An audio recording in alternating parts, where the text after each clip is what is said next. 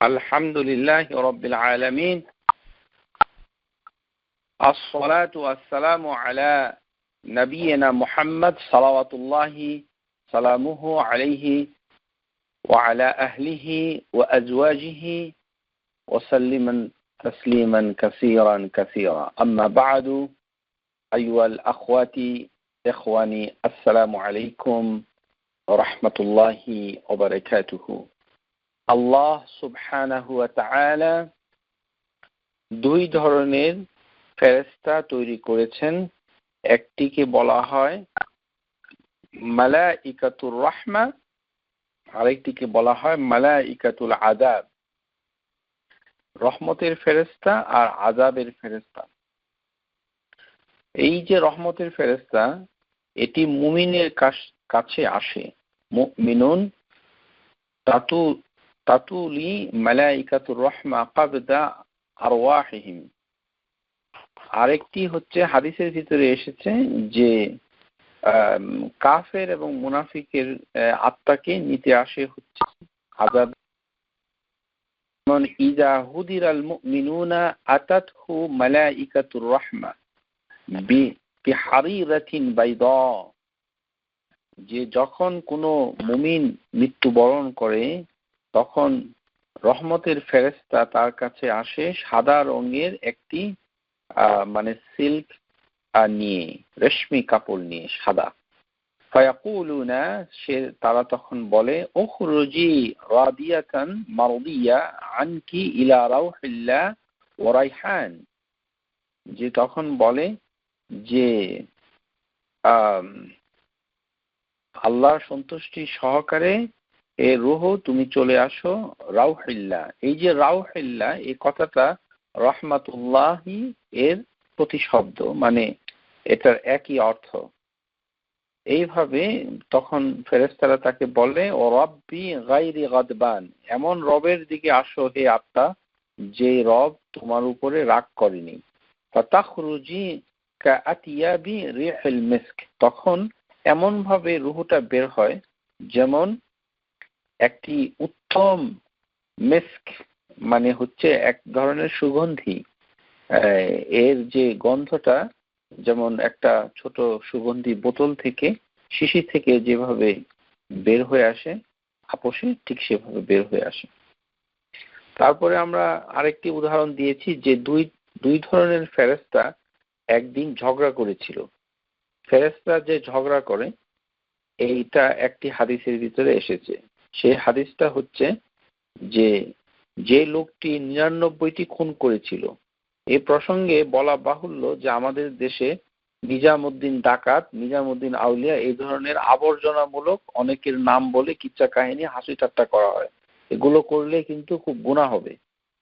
হাদিসের ভিতরে কোনো নিজামুদ্দিন আউলিয়া, নিজাম ডাকাত বলে কিছুই নাই। এটি হচ্ছে হাদিস আশ-শরীফ, পবিত্র আল সুন্নাহ মুতাহহারা। এটা ইয়ারকি অথবা ফুর্তি করার হাদিস নয় যে যার নাম ইচ্ছা করলে নেওয়া যায় ইত্যাদি। এটা এই নিজামুদ্দিন ইন্ডিয়াতে জন্মগ্রহণ করেন। এই হাদিস উম্মতে মুহাম্মদীর কেউ নয়। এটি হচ্ছে বনি ইসরাইলের একটি কাহিনী যে বনি ইসরাইলদের ভিতরে এক লোক 99টি খুন করে যখন সে অস্থির হয়ে গেল যে আল্লাহর রহমত চায়, তখন তাকে একজন জ্ঞানী ব্যক্তি বলল যে তোমার জন্য আর কোনো আশার আলো আমি দেখতে পাচ্ছি না ইত্যাদি। হাদিসে এইভাবেই অনেকটা বলা হয়েছে। তখন সে রাগ হয়ে ওই লোক জ্ঞানী ব্যক্তিকেও সে হত্যা করলো। তারপরে তার খুনের সংখ্যা 100 হয়ে গেল। 100টি খুন করে এখন সে আবারও খুঁজতে লাগলো যে আল্লাহর রহমত কোনোভাবে পাওয়া যায় কিনা। তখন একজন জ্ঞানী ব্যক্তি তাকে বলল যে তুমি ওই শহরে যাও, সেখানে আরেকজন জ্ঞানী ব্যক্তি আছে, সে তোমাকে একটি ব্যবস্থা করে দিবে। ওই শহরে যাওয়ার সময় তার মৃত্যু চলে আসলো। যখন তার মৃত্যু চলে আসলো তখন দুই ধরনের ফেরেশতা, মালাইকাতুল আযাব, মালাইকাতুর রাহমা, তারা ঝগড়া শুরু করে দিল। ফাখতাসামাত ফীহিল মালাইকাতুর রাহমা ওয়া মালাইকাতুল আযাব ফাকালাত মালাইকাতুর রাহমা।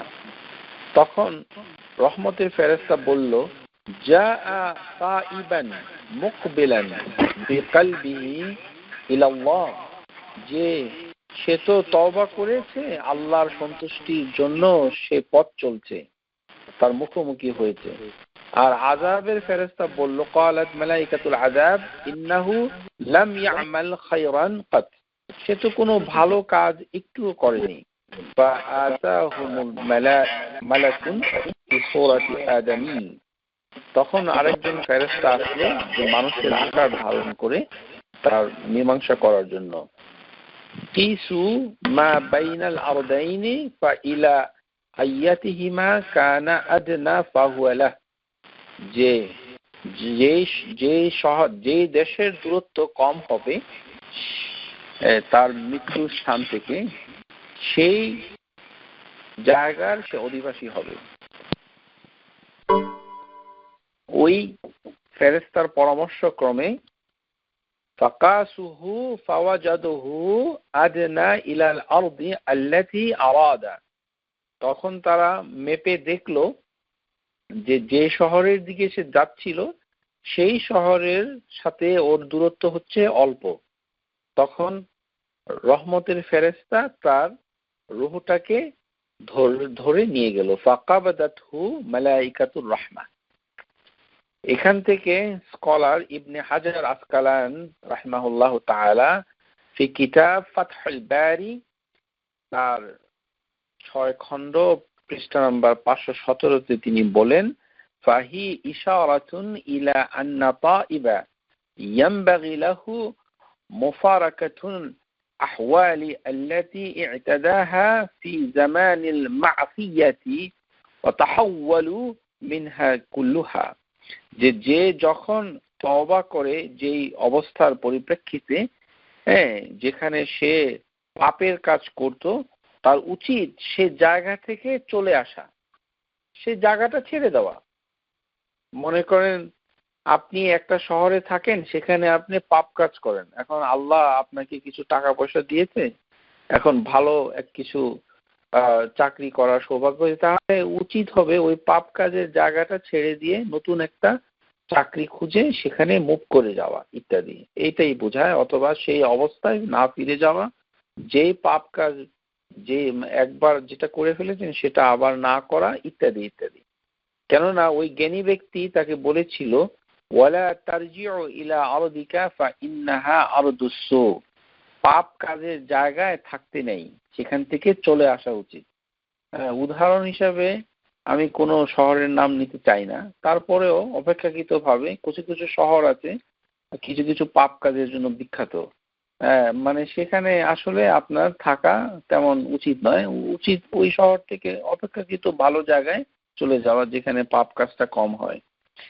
আল্লাহ সুবহানাহু ওয়া তাআলা সূরাতুল ইসরা আয়াতুল কারীমার ভিতরে বলেন, রব্বির হামহুমা কামা রব্বায়ানি সগীরা। এই আয়াতের ব্যাখ্যায় ক্বালা শাইখ ইবনে সাদি রাহিমাহুল্লাহ, তিনি বলছেন, উদউ লাহুমা বিরহমা আহয়ান ওয়া আমওয়াতান, যে পিতামাতা জীবিত অবস্থা এবং মরে গেলে তার জন্য এই দোয়া করা যায়। মানে জীবিত অবস্থায়ও রব্বির হামহুমা কামা রব্বায়ানি সগীরা এটা করা যায়, মৃত অবস্থায় করা যায়। কেউ যদি জীবিত অবস্থায় রাহিমাহুল্লাহু বলে, রাহিমাহুল্লাহ বলে, অসুবিধা নাই। তবে মানে এটা আমাদের সমাজে দেখা যায় না, তবে এর পরিবর্তে অনেকে হাফিজাহুল্লাহু বলে। সো যাদের আব্বা আম্মা এখনো জীবিত আছেন, অনেক বুড়ো হয়ে গেছেন, তাদের নামের সাথে নাম নিলে আমার আব্বা রাহিমাহুল্লাহু বললে কোনো সমস্যা নেই। এর মানে এই না যে তিনি ইন্তেকাল করেছেন, মানে করা যাবে ইনশাআল্লাহ তাআলা। আর যদি ইন্তেকাল করেন তাহলে অবশ্যই আব্বা এবং আম্মার জন্য রহমাতুল্লাহ আলাইহি রহমাতুল্লাহ আলাইহা এটা বলবেন। আর আরবিতে না বলতে পারলে সেটা বাংলায় আল্লাহ তার উপর রহম করো এটা বলবেন। এই কথা আমরা বারবার বলছি, কিন্তু প্র্যাকটিস করার লোকের সংখ্যা খুবই কম, এখনো আমাদের মুখ দিয়ে বের হয় না। এই হচ্ছে হতবাগা হওয়ার একটা বড় লক্ষণ, যে এত কোরআন হাদিস ঘাটার পরেও আব্বা আম্মা বলার সময় রহমাতুল্লাহ মুখ দিয়ে বের হয় না, আর দুনিয়ার সমস্ত কথা বের হয়। স্কলারের নাম বলার সময় রহমাতুল্লাহ ঠিকই বের হয়। আপনি স্কলারের নামের সাথে রহমতুল্লাহ না বললে আপনার কোনো সমস্যা নাই, আপনার পিতা মাতা সবার আগে, স্কলারদেরও আগে, সুতরাং তাদের নামের আগে রহমতুল্লাহ নামের পরে বলা উচিত।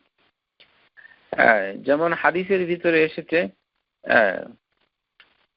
এখানে আরেকটি ছোট কথা বলে রাখছি, সেটি হচ্ছে যে সকল নার্স হসপিটালে কাজ করে তাকে অ্যাঞ্জেল অফ মার্সি বলা জায়েজ নয়। অ্যাঞ্জেলস অফ মার্সি, যেটা অনেক সময় ইংরেজি বইগুলোতে থাকে, অ্যাঞ্জেলস অফ মার্সি, মুসলিম বাচ্চাদের এটা শিক্ষা দেওয়া ঠিক হবে না। عن أبي هريرة رضي الله تعالى عنه قال إن رجل لا ترفع درجاته في الجنة فيقول أن هذا لي, যে একটা লোককে আল্লাহ সুবহানাহু ওয়া তাআলা জান্নাতে তার মর্যাদা বাড়িয়ে দিবে, তখন সেই লোকটা বলবে যে কে আমাকে এত নেকি আমার এই অবস্থার জন্য দায়ী, কার জন্য আমার মর্যাদা এত বৃদ্ধি পাচ্ছে জান্নাতের ভিতরে। ফায়াকুলা, তখন তাকে বলা হবে বিইস্তিগফার লিওয়ালাদিকা লাক, যে তোমার পুত্র অর্থাৎ তোমার সন্তান, সেটা ছেলে হোক অথবা মেয়ে হোক অসুবিধা নেই। আমরা বলেছি আরবি ব্যাকরণ অনুযায়ী উসলুবুত তাগলিব, যেখানে ছেলে বলা হয়েছে সেটা মেয়ে এবং ছেলে দুটাকেই ইন্ডিকেট করবে ইনশাআল্লাহ তাআলা। বিইস্তিগফার ওয়ালাদিকা লাক, যে তোমার সন্তান তোমার জন্য ইস্তিগফার পাঠ করেছে। এই হাদিসটুকু ইবনে মাজাতে এসেছে 3660। শেখ আলবানী সহিহ জামিয়া সগীরে এই হাদিসটাকে শুদ্ধ বলেছেন, সহিহ বলেছেন।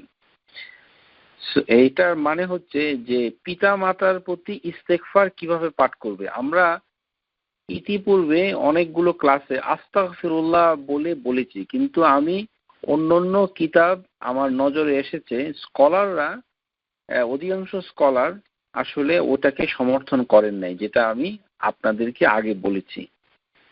আস্তাগফিরুল্লাহ লি আবি, আস্তাগফিরুল্লাহ লি উম্মি, এভাবে বললেও হবে, তবে এর থেকে উত্তম হলো আল্লাহুম্মা গফির লি আবি, আল্লাহুম্মা গফির লি উম্মি, এভাবে বলা। আবার জেনে নিন, ইস্তেগফার করার জন্য বলা হয়েছে, কিন্তু এর কায়দাটা অধিকাংশ স্কলার, যেটা আমি আগে বলেছি সেই অবস্থান থেকে আমি এখন সরে আসছি আপনাদের খিদমতে। আবারও বলছি যে আমার নজরে এসেছে কিছু স্কলারদের কথাবার্তা, যেখানে বলা হচ্ছে যে পিতামাতার জন্য ইস্তেগফার পাঠ করার সময় আস্তাগফিরুল্লাহ বলা জরুরি নয়, নিজের জন্য জরুরি, পিতামাতার জন্য জরুরি নয়। তবে বললে শুদ্ধ হয়ে যাবে, না বলাই ভালো। এটাই হচ্ছে মেজরিটি স্কলারদের কথা। এখানে তারা বলছেন যে এই কথাটা দুইভাবে বলা যায়। একটা হচ্ছে আল্লাহুম্মা গফির লি আবি, পিতার জন্য, আল্লাহুম্মা গফির লি উম্মি, হে আল্লাহ আমার আব্বাকে ক্ষমা করো, হে আল্লাহ আমার আম্মাকে ক্ষমা করো। এটার মানে হচ্ছে পিতা অথবা মায়ের জন্য ইস্তেগফার পাঠ করা। আস্তাগফিরুল্লাহ লি আমি আস্তাগফিরুল্লাহ বলছি যে আমার জন্য আমি ইস্তেগফার চাইছি, ক্ষমা চাইছি, ওভাবে বললে হবে, তবে এইটা বলাটাই উত্তম, কেননা এর সমর্থনে অনেক স্কলারদের কথা রয়েছে। আরেকটি ভাবেও বলা যায়, সেটি হচ্ছে রাব্বিগফিরলি আবি, রাব্বিগফিরলি উম্মি, এভাবে। এটাকেও ইস্তেগফার বলা হবে। তাহলে আমরা দুইভাবে পিতামাতার জন্য ইস্তেগফার স্কলারদের লেখা থেকে পাচ্ছি। একটি হচ্ছে আল্লাহুম্মা গফির লি আবি, পিতার জন্য আল্লাহুম্মা গফির লি উম্মি, আর একটা হচ্ছে রাব্বিগফির লি আবি, রাব্বিগফির লি উম্মি। এটা যেমন আপনি সিজদার ভিতরে গিয়ে দোয়া করবেন, তো সিজদার ভিতরে গিয়ে দোয়া করলে পিতামাতার জন্য ইস্তেগফার পাঠ করেন সিজদাতে গিয়ে, তো এটা তো অনেক ভালো, আল্লাহ এটা কবুল করবেন ইনশাআল্লাহ। আর এমনি আব্বা বললে রহমতুল্লাহ আলাইহি, রহমতুল্লাহ আলাইহা, সেটাও রহমত চাওয়া বোঝায়। আল্লাহ ইয়ারহামুহু রাহিমাকাল্লাহ, রাহিমাহুল্লাহ ইত্যাদিতে যেভাবে, অথবা বাংলায় হে আল্লাহ আমার আব্বাকে ক্ষমা করো, হে আল্লাহ আমার আম্মাকে ক্ষমা করো। আরবিতে না জানলে বাংলায়ও বলা যাবে ইনশাআল্লাহ, কিন্তু বলতে হবে। বললে তার গুনাহ মাফ হতে থাকবে এবং আল্লাহ পিতা ও মাতাকে জান্নাতে উচ্চ মর্যাদা দিবে, এবং এটাই হচ্ছে এর উপকার। আশা করি বুঝতে পেরেছেন, এবং সেটা হচ্ছে রহমত কামনা করাই বোঝায়। তারপরে কাউকে ইয়া রাহমাতাল্লাহ এইভাবে ডাকা জায়েজ নয়। লা ইয়াজুজ হাযা মিন দুআ সিফাতিল্লাহি তাআলা, আল্লাহর সিফাত নিয়ে কাউকে মানে ডাকা যায় না রাহমাতাল্লাহ। এই কারণে এই নামটা রাখা ঠিক নয়। জাস্ট এখানে একটু নামের অনেক মাসালা রয়েছে, আমি বিস্তারিত আলোচনা করে আপনাদের বিরক্তি আনতে চাই না। তবে যেহেতু প্রাসঙ্গিক প্রসঙ্গে এসেছে, রহমাতুল্লাহ এই নামটা রাখা ঠিক হবে না, ঠিক নয়। এটি হচ্ছে আল্লাহ সুবহানাহু ওয়া তাআলার একটি সিফাত আমাদের সমাজে আছে। আল্লাহ আমাদেরকে সবাই সঠিক জ্ঞান অনুসন্ধান করার তৌফিক দান করুন, আমিন। একটা নবীর মানে স্ত্রীর নাম একটা হাদিসে এসেছে, হাদিসটা মানে হাদিস ঠিক নয়, একটি আসারের ভিতরে এসেছে। ইমাম সুয়ুতি বলেছেন যে জাওজাতু আইয়ুব আলাইহিস সালাম রহমাতু রাদিয়াল্লাহু আনহা বিনতে মিয়াস বিন ইউসুফ বিন ইয়াকুব বিন ইসহাক বিন ইব্রাহিম আলাইহিস সালাম।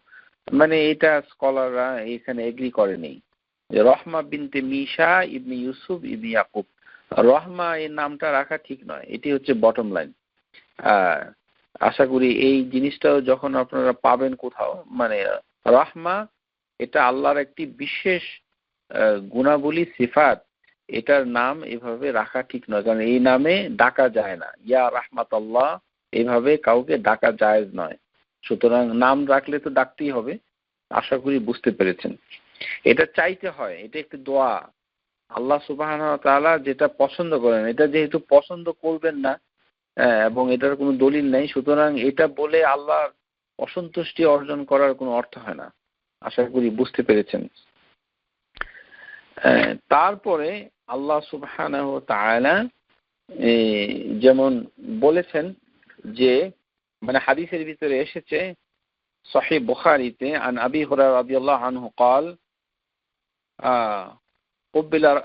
قبل رسول الله صلى الله عليه وسلم حسن بن علي وعنده أقرع بن حابش التميمي جالسا, যে নবী সাল্লাল্লাহু আলাইহি সাল্লাম তিনি একবার হাসান ইবনে আলী, মানে তার নাতি আল হাসান, নবী সাল্লাল্লাহু আলাইহি সাল্লামের নাতির নাম কি?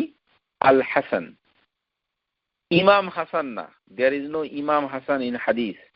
সুতরাং যাকে যে নামে ডাকা হয় সেই নামেই বলা উচিত। আমাদের দেশে ওই শিয়াদের পাল্লায় পড়ে আমাদের কিছু শব্দাবলী নষ্ট হয়ে গেছে। সেটার একটা হচ্ছে কোনো কিছু নাই ইমাম হাসান ইমাম হোসেন, এখানে ইমাম বলে কোনো হাদিসে লেখা হয়নি, বলা হয়েছে আল হাসান। আল হাসান একজনই, সেটি হচ্ছে আল হাসান বিন আলী, আলীর পুত্র হাসান রাদিয়াল্লাহু আনহুমা। তো তাকে চুমু খেয়েছিলেন কে? তার নানা রাসূলুল্লাহ সাল্লাল্লাহু আলাইহি সাল্লাম হাসানকে চুমু খেয়েছিলেন। আর সেই জায়গায় বসেছিল আকরা ইবনে হাবিস আত-তামিমি। তখন ওই লোকটা, ও একটা বেদুইন লোক, সে বসেছিল, সে দেখলো যে নবী সাল্লাল্লাহু আলাইহি সাল্লাম তার নাতিকে চুমু খাচ্ছে। সুবহানাল্লাহ। ফাকাল আল আকরা, ঠিক তখন আল আকরা বলল, ইন্না লি আশারা মিনাল ওয়ালাদ মা ক্বাবালতু মিনহুম আহাদান, যে ইয়া রাসূলুল্লাহ আমার তো 10টা বাচ্চা কাচ্চা আছে, আমি ওই বাচ্চাদেরকে কখনোই চুমু খাই না।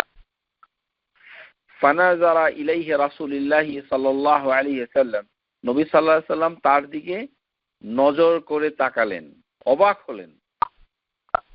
তুম্মা ক্বাল, তখন তারপরে বললেন, মান লা ইয়ারহামু লা ইয়ারহাম, যে অন্যকে রহমত দেখায় না সে রহমত পায় না।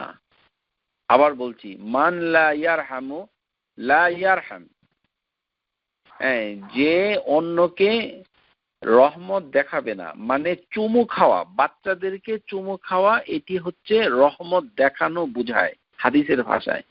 আপনাদের যাদের বাচ্চা আছে তাদের গালে চুমু খাবেন, কিন্তু এখানে একটি বিষয় খুব ইম্পর্টেন্ট, সেটা হচ্ছে যে যখন সে বালেগ হয়ে যায় তখন আবার জড়িয়ে ধরে চুমু খাওয়াটা ঠিক নয়। তখন আপনার কালচার এবং আপনার নিজের মানে পরিবেশ পরিস্থিতিটাকে বিবেচনায় রাখতে হবে। আমরা লক্ষ্য করেছি মানে অনেক অ্যাডাল্ট ছেলে যাদের গোঁফ দাড়ি উঠেছে তাদেরকে তাদের মারা জড়িয়ে ধরে সিনেমার মতো চুমু খায় ইত্যাদি। এগুলো মানে যদিও নিষেধ নাই, কিন্তু শাহওয়াতের সাথে যদি চলে আসে, কেউ যদি কন্ট্রোল করতে না পারে তাহলে বিরত থাকাই ভালো। এটি হচ্ছে ছোট অবস্থায় চুমু খেতে হবে, যখন তারা বালেগ হয় নাই তখন। আল্লাহ সবচেয়ে উত্তম জানেন, কিন্তু কেউ যদি খেয়েই থাকে তাহলে এটা তার সাথে আল্লাহর সাথে সম্পর্ক, সে যদি নিজেকে কন্ট্রোল করতে পারে। কিন্তু মানে স্কলাররা বলেছেন যে কোনো ধরনের মনের ভিতরে যদি কোনো কুপ্রবৃত্তি মানে থাকে, কন্ট্রোল করা না যায়, তখন সিনেমার মতো এই ধরনের অ্যাক্টিং করার কোনো অর্থ হয় না। আশা করি বুঝতে পেরেছেন। মা বাবাও যেরকম প্রাপ্তবয়স্ক মেয়েকে এইভাবে জড়িয়ে ধরে চুমু খেতে পারবে না এরকম, কিন্তু এটা হারাম নয়। মানে এটি ডিপেন্ড করে মানে পিতা এবং মাতার কালচার, রুচি এবং তাদের প্রচলিত প্রথার উপরে। সুতরাং অনেকে আছে কপালে চুমু খায়, হয়তো এটাই উত্তম। মানে কোথায় চুমু খাবে সেটাও নির্ভর করে তার বাচ্চাটার বয়স কত এরকম। তবে ছোট বাচ্চাদেরকে চুমু খাওয়ার কথাই এখানে উল্লেখ করা হয়েছে, আশা করি বুঝতে পেরেছেন। এবং এটাকেই হাদিসের ভাষায় রহমত বলা হয়েছে। বড় অবস্থায় চুমু খাওয়ার কোনো বর্ণনা মানে মানে হাদিসের ভিতরে আসেনি, আশা করি বুঝতে পেরেছেন। ও সহিহ বুখারীতে এসেছে যে আয়েশা রাদিয়াল্লাহু তাআলা আনহা যখন মদিনায় আসলেন তখন তার জ্বর উঠেছিল। তখন নবী সাল্লাল্লাহু আলাইহি ওয়াসাল্লামের সাথে তার বিয়ে হয় নাই, তার মানে খুব ছোট। তখন আবু বকর সিদ্দিক রাদিয়াল্লাহু আনহু সে ওই আয়েশার গালে চুমু খেয়েছেন, সুবহানাল্লাহ। এবং তখন বলেছে, আমার মেয়ে তুমি কেমন আছো? সহিহ বুখারী আইদান বারা দাখালা মা আবি বকর আলা আহলিহি বাদা আন ওয়াসালা মদিনা মুহাজিরান।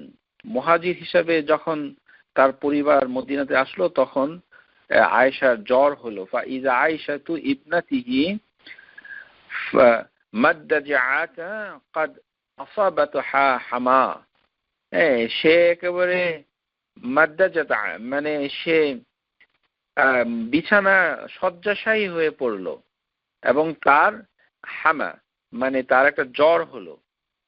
তখন আবু বকর সিদ্দিক ফারাআইতু আবাহু কুব্বালা খাদহা, তখন আবু বকর সিদ্দিক আয়েশার গালে চুমু খেয়েছিলেন। তাতে বোঝা যাচ্ছে যে বাবা মেয়ের গালে চুমু খাবে, এটি ছোট অবস্থায়, এটা উত্তম, এটা রহমা। ওয়াকাল, তখন ওই মেয়েটাকে আবু বকর সিদ্দিক বলছেন, কাইফা আনতা ইয়ামবাগি ইয়া বিনতি, হে আমার মেয়ে তুমি কেমন আছো? এই যে চুমু খেয়ে বাচ্চাকে জিজ্ঞাসা করা, এটি হচ্ছে মাসনুন, ভালো। আর রহমত এভাবে দেখা যায়, এটা আসলে আমরা সবাই কম বেশি করি, তবে করাটা উত্তম।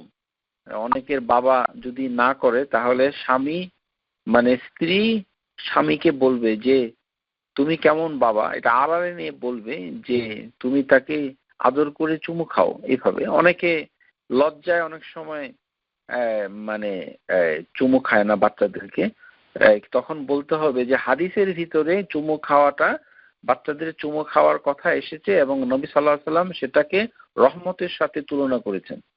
সুতরাং সুন্নাহ হচ্ছে বাচ্চাদের গালে চুমু খাওয়া, যার যার সন্তান। তাই বলে অন্যের সন্তানের গালে চুমু খাওয়া ঠিক নয়, বিশেষ করে উত্তর আমেরিকায়। তখন চাইল্ড অ্যাবিউজ অথবা অন্য কোনো অপরাধে আপনি জড়িয়ে পড়তে পারেন। আশা করি সেই দিকটাও লক্ষ্য করবেন। এটা কিন্তু নিজের বাচ্চার জন্য হাদিসটা এসেছে, আশা করি বুঝতে পেরেছেন। এবং সেটি ছোট অবস্থায় হচ্ছে অতি উত্তম। ওয়াজাআ শাইখুন ইউরিদুন নবী সাল্লাল্লাহু আলাইহি ওয়াসাল্লাম লাকাদ আমারানা আল ইসলাম বিআন্না ইয়ারহামুল কাবীর মিন্না আস-সাগীর, যে বড়দেরকে সম্মান করা আর ছোটদেরকে আদর করা আমাদের ইসলামে বলে। ওয়াজাআ শাইখুন ইউরিদুন নবী সাল্লাল্লাহু আলাইহি ওয়াসাল্লাম ফাআবতা আল কওমু আনহু আন ইউআশিউহু লাহু, যে একটি বয়স্ক লোক সে মানে এসেছিল এবং অন্যরা তাকে সম্মান করেনি। ফাকাল নবী সাল্লাল্লাহু আলাইহি ওয়াসাল্লাম লাইসা মিন্না, সে আমার কেহ নয়, মান লাম ইয়ারহাম সাগীরানা ওয়া ইউওয়াক্কির কাবীরানা, যে মানে ছোটদের উপর রহম করে না আর বড়দের উপরে সম্মান করে না, সে আমার কেহ নয়। এই অর্থে এখানে ছোট হচ্ছে বাচ্চা, বাচ্চার উপরে রহম করতে হবে। আমাদের সমাজে দেখা যায় মসজিদে ছোট বাচ্চা নিয়ে গেলে মানুষ খুব রাগারাগি করে, এটা কিন্তু ঠিক নয়। মসজিদে ছোট বাচ্চা এবং পাগলের হাত থেকে মসজিদকে বাঁচাও। ইজতিনাবুল মাসাজিদ লাইক মাজনুন ওয়াল আতফাল ইত্যাদিতে এই হাদিস সহি নয়। প্লিজ, হাদিস সহি নয়, সেটা আপনারা মানে লক্ষ্য করবেন। আমাদের বাংলাদেশি মসজিদগুলোতে ছোট বাচ্চাদেরকে কখনই ঢুকতে দেওয়া হয় না। এই এক মানে বাংলাদেশিদের মতো এরকম হাদিস বিরোধী সমাজ আর কোথাও আছে কিনা আল্লাহই ভালো জানে। এই একটা হতভাগা সমাজ, হাদিসের ভিতরে নাই।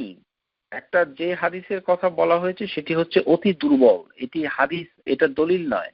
মসজিদে বাচ্চা কাচ্চা নিয়ে যাওয়া যায় এবং তার উপরে আপনাকে ধৈর্য ধরতে হবে, এত রাগারাগি করা যাবে না।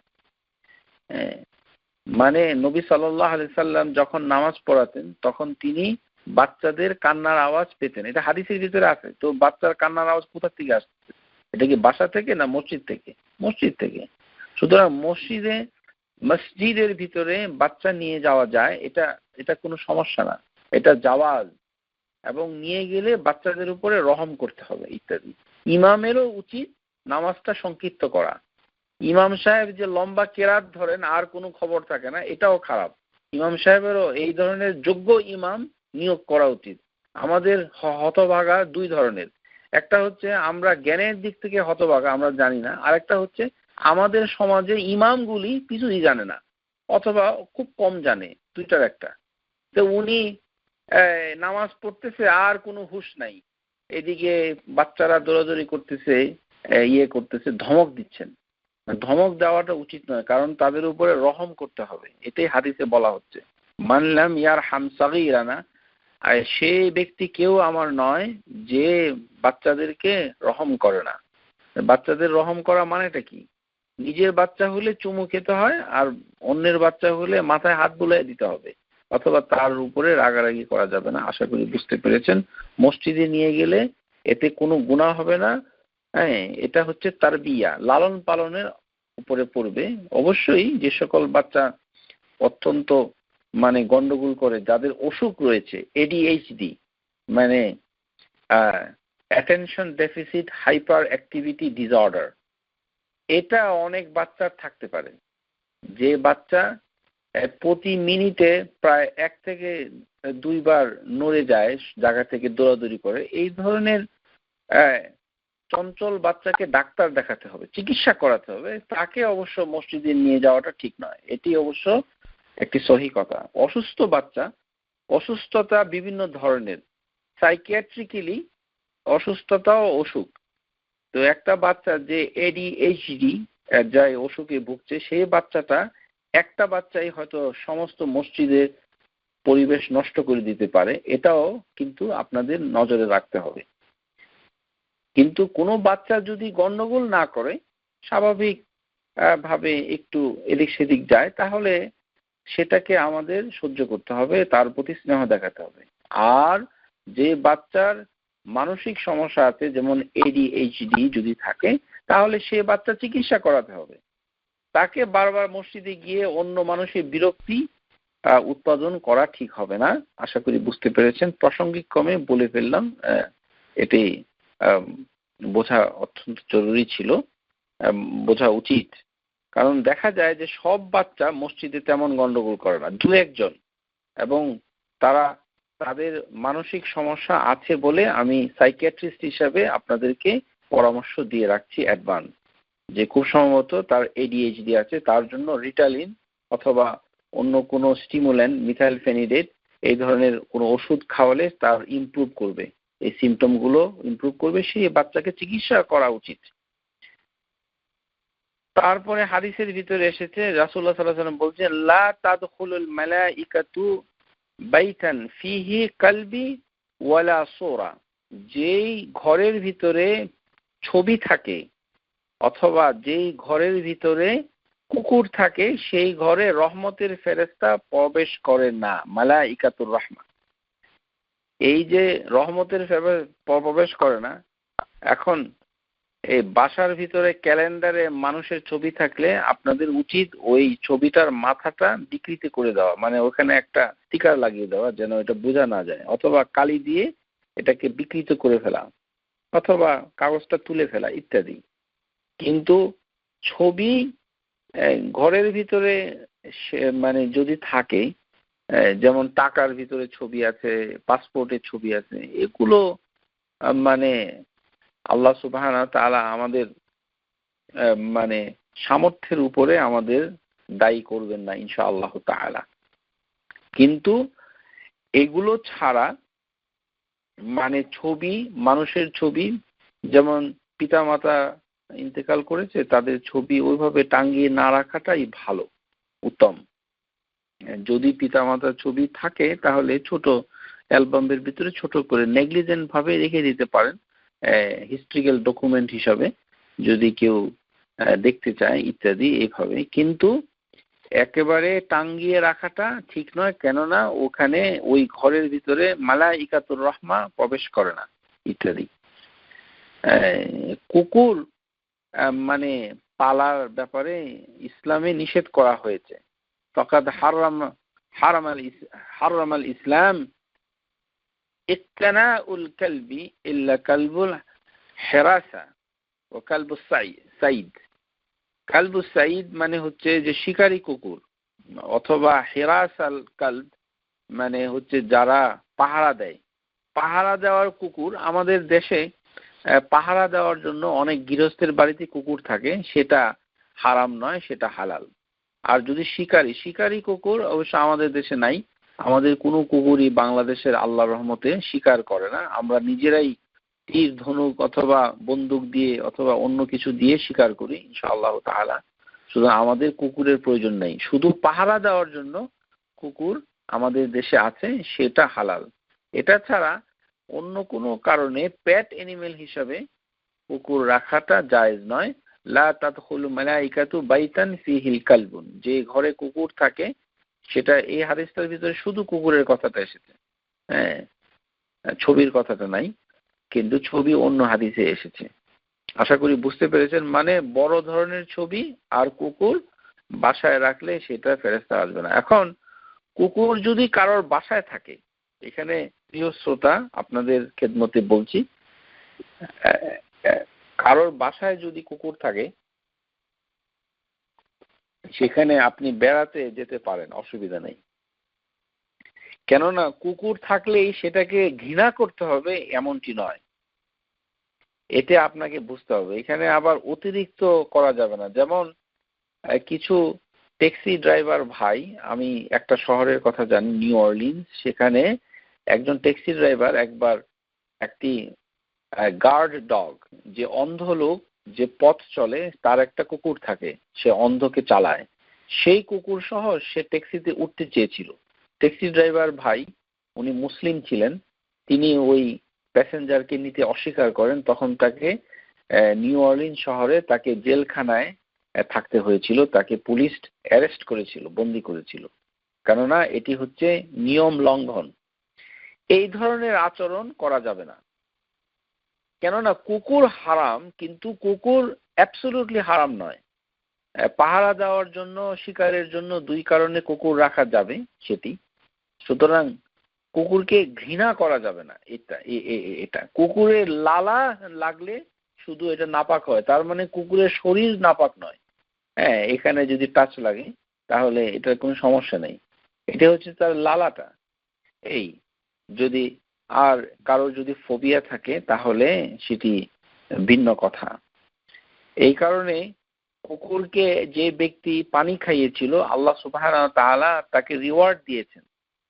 বাইনা রাজুলুন বি তারিক আশতাদ্দা আলাইহিল আতাশ, সে রাস্তায় হাঁটতেছিল একটি মানুষ, তখন তার মানে খুব তৃষ্ণা হচ্ছিল। ফাওয়াজাদা বিরান, সে তখন একটা কুয়ার কাছে গেল, তারপরে সে ভালো করে কুয়া থেকে পানি খেলো। ফানাজালা ফিহা ফাশারাবা থুম্মা খারাজা, তখন পানি খেয়ে হাঁটতে লাগলো।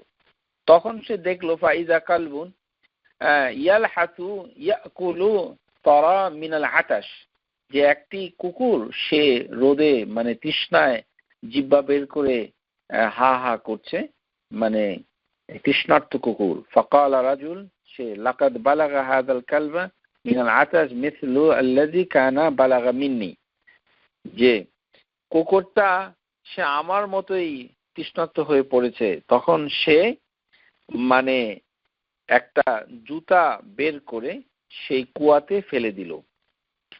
হ্যাঁ, ফামালাল খুফাউ মা, সে তার খুফ মানে এক ধরনের চামড়ার জুতা সে মানে খুলে ফাসাকাল কালবা, সে তার জন্য পানি নিয়ে আসলো।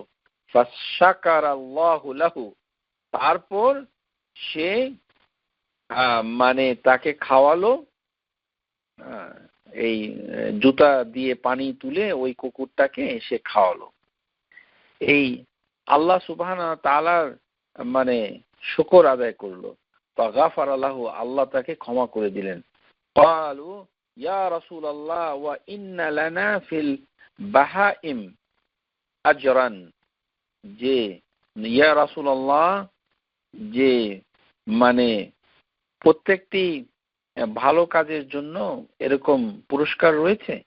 আল্লাহ সুবহানাহু ওয়া তাআলা নবী সাল্লাল্লাহু আলাইহি ওয়াসাল্লামের মাধ্যমে খবর দিচ্ছেন যে পুরস্কার রয়েছে। ফি কুল্লি যাতিল কাবদিন রাতবাতিন আজর, যে প্রত্যেক উত্তম কাজের জন্য পশুর প্রতি রহম দেখালেও সেরকম পুরস্কার পাওয়া যায়। এই প্রসঙ্গে একটা কথাই বলে রাখি যে এত ঘৃণা করা উচিত নয়, এটা একটা সীমা থাকা উচিত। আপনার কোনো কারণে যদি কুকুর লেগেই যায় তাহলে কুকুরকে আঘাত করা ঠিক নয়। এটা আর একটা হচ্ছে এত বেশি ঘৃণা দেখানো ঠিক নয়, একটু বেঁচে থাকতে হবে। এটি এর কারণ আছে। কি কারণ? তারও দলিল আছে। এই যে আমরা কুকুরকে অতিরিক্ত ঘৃণা করতে পারবো না, এটারও দলিল আছে। দলিলটা কি? সহিহ আল বুখারীতে ইমাম বুখারী হাদিসের ভিতরে বলছেন যে মসজিদের নববীর ভিতরে কুকুর আসতো যেত। সুবহানাল্লাহ। ওয়াকাদ কানাত কালবু তাগদু ওয়া তারাহু ফিল মসজিদিন নবী সাল্লাল্লাহু আলাইহি ওয়াসাল্লাম ফি আহদিহি কামা ফি সহিহ আল বুখারী। সহিহ বুখারীতে আছে যে মসজিদের নববীতে নবী সাল্লাল্লাহু আলাইহি ওয়াসাল্লামের জমানায়, নবী সাল্লাল্লাহু আলাইহি ওয়াসাল্লাম যখন জীবিত ছিলেন তখন কুকুর আসা যাওয়া করত মসজিদের নববীতে। আপনি শুধু একটা চিন্তা করেন যে বর্তমানে যদি কোনো মসজিদে একটা কুকুর প্রবেশ করে তাহলে কিয়ামত হয়ে যাবে। আমাদের বাংলাদেশি সমাজের যে মেন্টালিটি, মানে হয়তো একটা মিটিং করবে, না হয় মানে কোপাকুপি হয়তো করবে না নর্থ আমেরিকায়, কিন্তু এমন ঝগড়া করবে যেন কিয়ামত হয়ে যাচ্ছে। অথচ ওই মসজিদের ভিতরে কোনো মুসল্লি সুন্নত মানে না, তারপরে তাওহীদ মানে না, শিরিক করে, এগুলোর কোনো সমস্যা নাই, এগুলো ঠিক আছে। কুকুর কেন প্রবেশ করলো? এই কারণে একেবারে অশুদ্ধ হয়ে গেল সব। অথচ কুকুর নবী সাল্লাল্লাহু আলাইহি সাল্লামের জমানায় মসজিদের ভিতরে আসা যাওয়া করত। সেটা তিরমিজির হাদিসেও আছে, তারপরে ইবনে ওমরের হাদিসেও আছে, বুখারীতেও আছে। এখন বুখারী তিরমিজিকে যদি মানেন তাহলে আপনার মেন্টালিটিকে চেঞ্জ করতে হবে, এত ঘৃণা করা যাবে না। যেন সহিহ জামিউ সগীরের ভিতরে শেখ আলবানী বলছেন ওয়াকানা যালিকাল কালব, ওই যে কুকুর একটা, এই যে খালি নবী সাল্লাল্লাহু আলাইহি সাল্লামের বাসায় কুকুর চলে আসতো। সুবহানাল্লাহ। নবী সাল্লাল্লাহু আলাইহি সাল্লামের বাসায়ও মাঝে মধ্যে কুকুর চলে আসতো। এই কুকুরটার মালিক কে বলেন? আল হাসান ওয়াল হুসাইন, নবীর নাতি, দুই নাতি, অথবা আল হাসান অথবা হুসাইন, দুইজনের একজনের কুকুর ছিল। সেই কুকুর মাঝে মাঝে নবী সাল্লাল্লাহু আলাইহি সাল্লামের বাসায় চলে আসতো। তখন ফেরেশতা জিবরাইল আলাইহিস সালাম আসলে নবী সাল্লাল্লাহু আলাইহি সাল্লামকে খবর পাঠাতো যে আমি তো বাসায় ঢুকতে পারছি না, কারণ আপনার ঘরের ভিতরে একটা কুকুর টেবিলের নিচে অথবা কোনো ফার্নিচারের নিচে লুকিয়ে আছে। ওয়া কানা যালিকাল কালবু দারওয়ান লিল হাসান আল হুসাইন তাহতা তাদাদিন লাহু ফাআমারা বিহি ফাআখরাজা। তখন নবী সাল্লাল্লাহু আলাইহি সাল্লাম কুকুরটাকে তাড়িয়ে দিতেন। এটাতে বোঝা গেল যে কোনো হারাম যেটা মানে বলা হয় সেটা এত ঘৃণা মানে করতে নাই। বিশেষ করে কুকুরের ক্ষেত্রে এই হুকুমটা খুব আমাদের লক্ষ্য করতে হবে। আমরা আমেরিকায় যেহেতু থাকি, অনেকেই কুকুরের সাথে আপনাদের কিছু ইন্টারাকশন হয়। আশা করি এক ধৈর্যের সাথে সেটা মোকাবেলা করবেন। একেবারে চিৎকার করে সিন ক্রিয়েট করা ঠিক নয়। আশা করি বুঝতে পেরেছেন। আর এটা যদি কোনো কারণে আপনার ঘরে চলে আসে তাহলে এখানে পানি দিয়ে ধুইতে হবে না। সেটি হচ্ছে যে ওর লালা যদি লাগে তখন, ওই যদি চাটে, কুকুরটা যদি লিক করে চাটে জিহ্বা দিয়ে, তখন পাত্রকে ধুইতে হবে, কিন্তু অন্য সময় নয়। হ্যাঁ, এই হচ্ছে কথা। আশা করি সহিহ দলিলের মাধ্যমে আমরা জানতে পারলাম যে মসজিদের নববীতে কুকুর আসা যাওয়া করত এবং এই কুকুর নবী সাল্লাল্লাহু আলাইহি ওয়াসাল্লামের বাসার ভিতরে প্রবেশ করত এবং তার মালিক ছিল হয় হুসাইন অথবা হাসান। সুবহানাল্লাহ বিহামদিহি সুবহানাল্লাহ আযীম। হ্যাঁ, তাহলে বোঝা যাচ্ছে যে কুকুর এবং ছবি মানে দুটা রহমতের ফেরেশতা প্রবেশ করে না, কিন্তু বিকল্প হিসাবে এই যে ছবি যদি থাকেই তাহলে লুকায় রাখবেন, এইভাবে ডিসপ্লে করবেন না। এইরকম যেমন কুকুর থাকলে ঘর থেকে বের করে দিবেন ইত্যাদি। এই দুটাকে একই দৃষ্টিতে দেখলে আমাদের সমস্যা অনেক কমে যায়। আশা করি বুঝতে পেরেছেন। যেই মহিলা একটা বিড়াল হচ্ছে মুসলমানদের জন্য একটা পারমিসেবল প্যাট, কিন্তু বিড়ালকে যদি ঠিকমতো খাবার এবং পানি না খাওয়ায় তাহলে সেই বিড়ালের জন্য একটি মহিলাকে দোজখে দেওয়া হয়েছে বলে বুখারীতে হাদিসে আছে। বুখারী সহিহ আহমদ, দাখালাত ইমরাআতান নার, একজন মহিলাকে মানে দোজখে নিক্ষেপ করা হয়েছে, প্রবেশ করানো হয়েছে ফি হিরাতুন, হিরা একটা হীরা, একটা বিড়াল, হাবাসতুহা লাহি আতআমাহা আতআমাতাহা ওয়া সাকাতিহা ওয়ালাহি হিয়া তারাকাতুহা তাকুলু ওয়া খাশাশাল আরদ। যে ওই বিড়াল মানে ক্ষুধার চোটে সে মাটিতে যে কেঁচো আছে মানে কিলবিল করে পোকামাকড়, সেই কেঁচো খেতেছিল ওই বিড়াল। তাকে খাবার দেয়নি ওই মহিলা, পানিও দেয়নি, খাদ্য দেয়নি।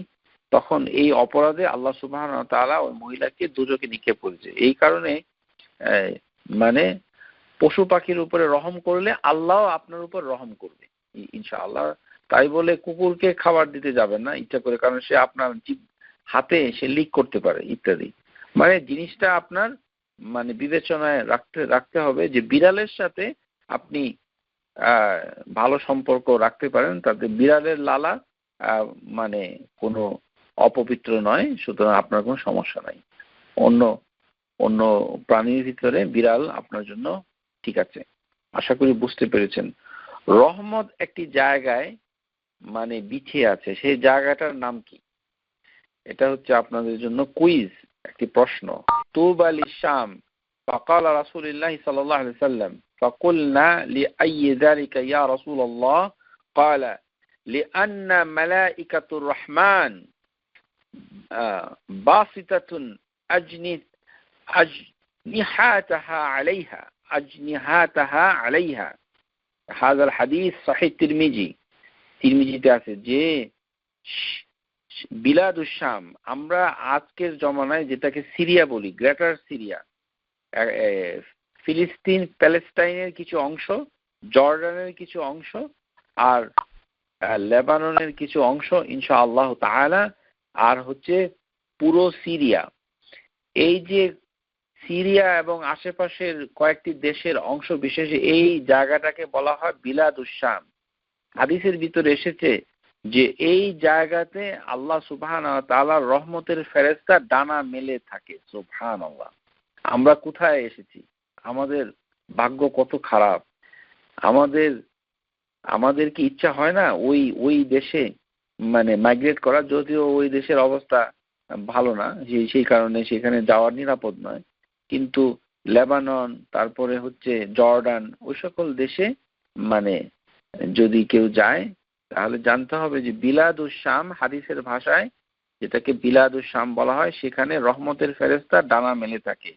ফিহি ইমাউ ইলা আন্নাল মুরাদু বিহা মালাইকাতুর রাহমা, যে মালাইকাতুর রহমান মানে মালাইকাতুর রাহমা, তারা ডানা মেলে থাকে, অর্থাৎ রহমত থাকে ওই এলাকায়। তাহলে বিলাদুশ শাম হচ্ছে রহমতের দেশ হিসাবে আমরা একটা পেলাম। তারপরে হাদিসে এসেছে যে মুমিন যারা, তারা একে অপরের প্রতি রহমত দেখাবে, মার্সি দেখাবে, কম্প্যাশনেট দেখাবে, দয়া দেখাবে। মাসালুল মুমিনিনা ফি তাওয়াদ্দিহিম ওয়া তারাহুমিহিম ওয়া তাআতুফিহিম মাসালুল জাসাদি ইলা ইশতিকা মিনহু উদউন তাদাআ লাহু সাইরুল জাসাদি বিসসাহর ওয়াল হুম্মা। যে মুমিনদের দৃষ্টান্ত হচ্ছে তারা একে অপরকে ভালোবাসে। মুমিন যারা, একজন মুমিন আরেকজন মুমিনকে ভালোবাসে, একজন মুমিনা একজন মুমিনাতকে ভালোবাসে ইত্যাদি। ফি তাওয়াদ্দিহিম, তাকে সে ভালোবাসে, তার উপরে রহম করে। তারাহুমিহিম ও তাআতুফিহিম, তার প্রতি দয়া দেখায়। যেন মুমিনরা একটি বডির মতো, যে কোনো একটা শরীরের অংশে কষ্ট পেলে সারা শরীর যেরকম সেই কষ্টের সাথে শরীক হয়। যেমন কারোর যদি জ্বর হয়, হুম্মা অথবা সাহার, মানে সে যদি জেগে থাকে তাহলে সমস্ত শরীর জেগে থাকে, সমস্ত শরীর সে জ্বরটাকে উপভোগ করে। সেই উদাহরণ রাসূলুল্লাহ সাল্লাল্লাহু আলাইহি ওয়াসাল্লাম দিয়েছেন। ওয়াকালা সাল্লাল্লাহু আলাইহি ওয়াসাল্লাম আর রাহিমুনা ইয়ারহামুহুম আর রহমানু ইরহামু মান ফিল আরদি ইয়ারহামুকুম মান ফিস সামাই। এটা একটা গুরুত্বপূর্ণ হাদিস, গত ক্লাসে বলেছি, আবারও বললাম যে আর রাহিমুনা ইয়ারহামুহুম আর রহমানু, যে most merciful has mercy on those who are merciful. যে আল্লাহ হচ্ছে রহমান, যিনি যারা ক্ষমা দেখায় তাদের উপরে তিনি রহিম। ইরহামু, সুতরাং তোমরা একে অপরকে, দুনিয়ার উপরে যারা থাকে, পশু পাখি মানুষ, সবার উপরে রহম করো। ইরহামু মান ফিল আরদ, তাহলে ইয়ারহামুকুম ফিস সামা, তাহলে যে হেভেনে যিনি আছেন সে তোমাদের উপর রহম করবে। আশা করি বুঝতে পেরেছেন। এখানে আরো দু একটা হাদিস আমি উল্লেখ করে দিচ্ছি, যেটি হচ্ছে যে গত ক্লাসে আমরা বলেছিলাম যে ওটা যদি কারোর শুনতে অসুবিধা হয়, যে মানুষের মৃত্যুর পরে যেমন নবী সাল্লাল্লাহু আলাইহি সাল্লাম তার একজন কন্যার একটা ছেলে ইন্তেকাল করেছিল, তখন তিনি কেঁদেছিলেন। ওই যে কেঁদেছিলেন তখন সাদ বিন উবাদা সাদু ইবনে উবাদা, এই সাহাবী নবী সাল্লাল্লাহু আলাইহি সাল্লামকে, ওই নবী সাল্লাল্লাহু আলাইহি সাল্লামের কান্না দেখে প্রশ্ন করেছিলেন, মা হাযা ইয়া রাসূলুল্লাহ। তখন নবী সাল্লাল্লাহু আলাইহি সাল্লাম উত্তর দিয়েছেন, হাযিহি রাহমা জাআলাল্লাহু ফি কুলুবি ইবাদি, যে আল্লাহ সুবহানাহু ওয়া তাআলা মানুষের অন্তরে এই রহমতটাকে ঢেলে দিয়েছেন, এই কারণে মানুষ কান্নাকাটি করে। ওয়া ইন্নামা ইয়ারহামুল্লাহু মিন ইবাদিহি রাহমা, আল্লাহ সুবহানাহু ওয়া তাআলা ওই বান্দার উপরে রহমা করে যে অন্যের উপর রহমতশীল। এই কারণে যখন কোনো মৃত্যু সংবাদ মানে পান, তখন যদি কারোর চোখে পানি চলে আসে তাহলে এটা খারাপ কিছু না। এটা যদি তখন আল্লাহ আপনার ওই পানির বিনিময়ে আপনাকেও আল্লাহ রহম করবে। এইভাবে মুখে কিছু না বলে কেউ যদি কেঁদে ফেলে কারোর মৃত্যু সংবাদে, তাহলে ওই পানিটাকে রহমত বলা হয়েছে। সে যার মৃত্যুতেই সে এই কাজটা করুক, এটাই হচ্ছে মানে কথা। এখানে মুমিনের মৃত্যুটা হওয়াটাই উত্তম, কেননা অন্যের মৃত্যু এটা দলিল পাওয়া যায় না। ধর্মের সাথে এটা সম্পর্কিত ইনশাআল্লাহ তাআলা, এটার অন্য ব্যাখ্যা করা ঠিক হবে না। কোনো মুমিন মুসলমানের মৃত্যু সংবাদে যদি কেউ কাঁদে, সেটা নিজের ছেলে মেয়ে হোক আর অন্য হোক, তখন ওই কান্না চোখের পানিটা হবে রহমা। আর যে রহমা আল্লাহ, তখন বুঝতে হবে যে আল্লাহ তার অন্তরে কিছু রহমত দিয়েছেন, এটাই প্রমাণ যে তার উপরে কিছু রহমত। আমাদের সমাজে দেখা যায় অনেক লোক এটা নিয়ে গর্ব করে যে আমি কিন্তু শক্ত মানুষ, আমার চোখে কখনো পানি আসে না। এটা গর্বের কিছু নাই, এটাতে আফসোস করার বিষয়। আপনি কেন খারাপ জিনিসটা মানুষকে বলে বেড়াচ্ছেন? আল্লাহ সেটা পছন্দ করেন না।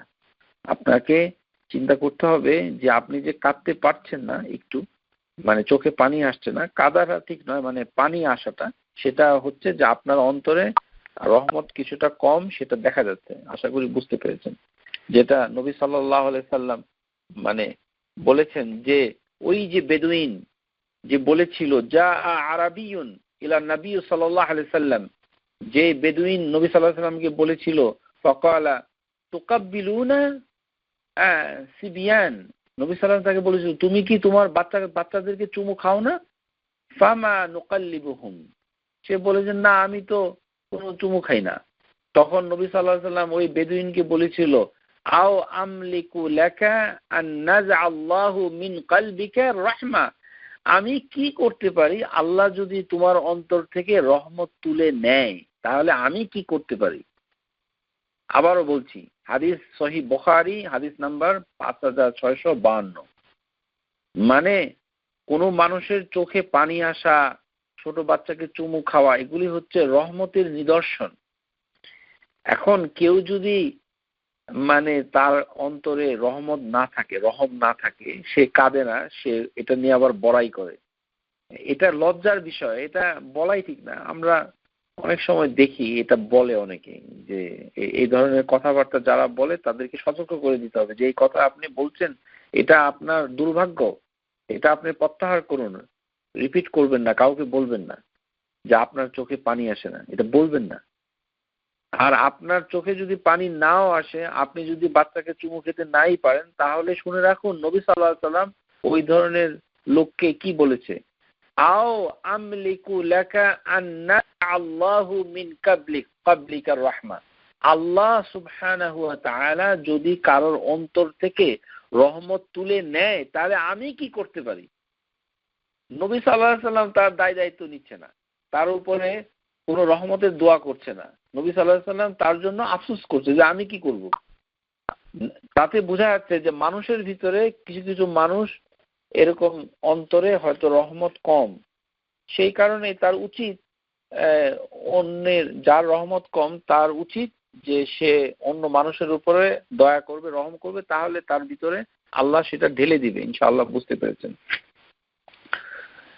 ওমর ইবনে খাত্তাব রাদিয়াল্লাহু আনহু, তিনি একটি হাদিসের ভিতরে, বুখারী মুসলিমের হাদিস, আন ওমর বিন খাত্তাব আন্নাহু قال قدم على رسول الله صلى الله عليه وسلم بسب, যে একটি বাচ্চা মানে এক কিছু বন্দী কাহিনী বর্ণনা করা হচ্ছে, যে কিছু বন্দী একটি যুদ্ধে জিহাদের পর কিছু বন্দী, সেই বন্দীদের ভিতরে একটি ছোট বাচ্চা ছিল।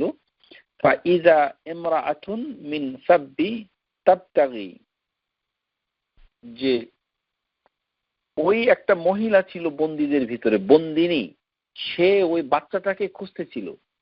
ওয়া ইজা ওয়াজাদাত সাব্বিয়াত, এটা ইসলামের প্রাথমিক যুগের ঘটনা। ইসলামের প্রথম দিকে এরকম বন্দিতে ছোট বাচ্চা এবং মানে মহিলা তারা অন্তর্ভুক্ত থাকতো হর হামেশাই ইনশাআল্লাহ। আশা করি বুঝতে পেরেছেন। ওয়া আখাযাতহু, তখন ওই বাচ্চাটাকে যখন পাওয়া গেল, ওয়া আসলাকাতহু বিবাতনিহা ওয়া আরদাআতাহা, আরদাতহু, তখন বাচ্চাটাকে যখন পেল ওই মহিলা বাচ্চাটাকে বুকে জড়িয়ে ধরলো এবং তাকে বুকের দুধ খাওয়ালো। ফাকালা লানা রাসূলুল্লাহ সাল্লাল্লাহু আলাইহি ওয়াসাল্লাম, নবী সাল্লাল্লাহু আলাইহি ওয়াসাল্লাম তখন সাহাবীদেরকে বললেন, আতারাউনা হাযিহিল মারআহ তারিহাতান ওয়ালাদাহা ফিন্নার, তোমরা কি মনে করো এই মহিলাটা তার বাচ্চাটাকে আগুনে ছুঁড়ে ফেলতে পারে? কুলনা লা ওয়াল্লাহি, তখন বলল না, এটা কখনোই পারে না, আল্লাহর কসম। ওয়াহিয়া তাকদিরু আলা আন লা তাদরাহা, যে মানে মানে সে হয়তো এটা করতে সমর্থই হবে না, তার শক্তিই হবে না বাচ্চাটাকে ফেলে দেওয়া। এই প্রশ্নের উত্তরে সাহাবীরা তাই বলেছিলেন। সুবহানাল্লাহ। ফাকালা রাসূলুল্লাহ সাল্লাল্লাহু আলাইহি ওয়াসাল্লাম, লিল্লাহি আরহামু বিইবাদিহি মিন হাযিহি বিওয়ালাদিহা, আল্লাহ তার বান্দার উপরে ওই মহিলা যেরকম বাচ্চার উপরে যেরকম রহিম, আল্লাহ তার থেকে অনেক বড় রহিম। আরহামু বিইবাদিহি, আল্লাহু আরহামু বিইবাদিহি মিন হাযিহি ওয়ালাদিহি। এখানে একটা কথা এই হাদিস থেকে বোঝা যাচ্ছে যে আল্লাহ সুবহানাহু ওয়া তাআলার তুলনা জীবের সাথে দেওয়া যায় না, কোনো কিছুর সাথে তুলনা করা যায় না, কিন্তু হাদিসে কিন্তু তুলনা করেছে। এখান থেকে বুঝতে হবে যে এটা কিন্তু আল্লাহর নামের সাথে তুলনা করে নাই, এটাকে করা হয়েছে যে রহমা, যে তার একটা গুণ, এই যে মায়া মমতা, সেটা। কিন্তু এখানে প্রিয় শ্রোতা, এখান থেকে স্কলাররা অথবা জ্ঞানী যারা আলিম তারা বলছেন যে এটার অধিকার একমাত্র রাসূলুল্লাহ সাল্লাল্লাহু আলাইহি সাল্লামেরই ছিল। মানে তিনি আল্লাহ রাসূল হিসাবে এরকম একটা উদাহরণ তিনি দিতে পেরেছেন, কেননা এটা তার অধিকার, নবুয়তের অধিকার, তিনি এটা পারেন। কিন্তু আমরা সেই নিয়মাবলী প্রয়োগ করতে পারবো না, আল্লাহর ক্ষেত্রে পারবো না। কেননা লিল্লাহি মাসালুল আ'লা, আল্লাহর জন্য কোনো নিদর্শন উপমা কার্যকর হয় না, কেননা তিনি সমস্ত উপমার ঊর্ধ্বে। এই কারণে আল্লাহকে আল্লাহই বলতে হবে, এর সাথে অন্য কিছু সৃষ্টির তুলনা দেওয়া যাবে না। যদিও হাদিসের ভিতরে ওই মায়ের রহমার সাথে আল্লাহর রহমার তুলনা করেছেন নবী সাল্লাল্লাহু আলাইহি ওয়াসাল্লাম, সেটি হচ্ছে ইসলামে সাহাবীদেরকে বুঝিয়েছিলেন এবং সেটি নবী সাল্লাল্লাহু আলাইহি ওয়াসাল্লাম দায়িত্ব নিয়ে বুঝিয়েছিলেন, কিন্তু আমরা সেটা করতে পারবো না, এটি তিনিই পেরেছিলেন। সালাতুল্লাহ আলাইহি ওয়াসাল্লামহু রাসূলুল্লাহ সাল্লাল্লাহু আলাইহি ওয়াসাল্লাম। এটা আপনাদেরকে বলে রাখছি, যেমন আল্লাহ সুবহানাহু ওয়া তাআলাকে উপরওয়ালা, আমাদের সমাজে অনেকে আছে, আরে উপরওয়ালা আছে না, এইভাবে ডাকা যায় না, এইভাবে বলা যায় না। আবার বাচ্চাদেরকে বলে কি, ওই যে এরোপ্লেনে যাও বাবা, ওইখানে দেখবা যে আল্লাহ ওই সাদা মেঘের ভিতরে লুকিয়ে আছে।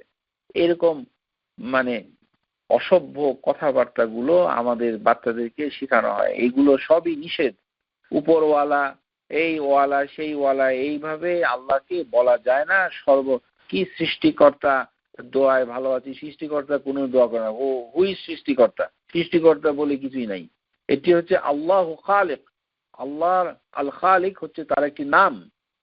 হ্যাঁ, সুতরাং আল্লাহকে সৃষ্টিকর্তা, উপরওয়ালা, মেঘে ঢাকা, ইত্যাদি ইত্যাদি, বড়ওয়ালা, আবার কেউ বলে উপরে যিনি আছেন, এইভাবে বাংলা ভাষায় আল্লাহ সুবহানাহু ওয়া তাআলাকে ডাকা যায় না, তার সাথে তুলনা করা যায় না। এটা আশা করি বুঝতে পেরেছেন। আল্লাহ সুবহানাহু ওয়া তাআলাকে আল্লাহই বলতে হবে ইনশাআল্লাহুল আযীজ। আল্লাহ সুবহানাহু ওয়া তাআলা মানে হাদিসের, আমরা এখন কিছু হাদিসে কুদসি থেকে আলোচনা করব ইনশাআল্লাহু তাআলা। যেমন দুই ব্যক্তি কাহিনী, বনি ইসরাইলের কাহিনী আবারও আসছি, যে আল্লাহ সুবহানাহু ওয়া তাআলার রহমত থেকে নিরাশ হওয়া, এটাও কিন্তু খারাপ, এটাও কিন্তু খারাপ। বনি ইসরাইলে দুই লোক ছিল, এই হাদিসটা মানে হাদিসে কুদসির ভিতরে এসেছে, আবু দাউদের হাদিস, আপনাদের কাছে এটার নাম্বার আমি দিতে পারছি না বলে দুঃখিত।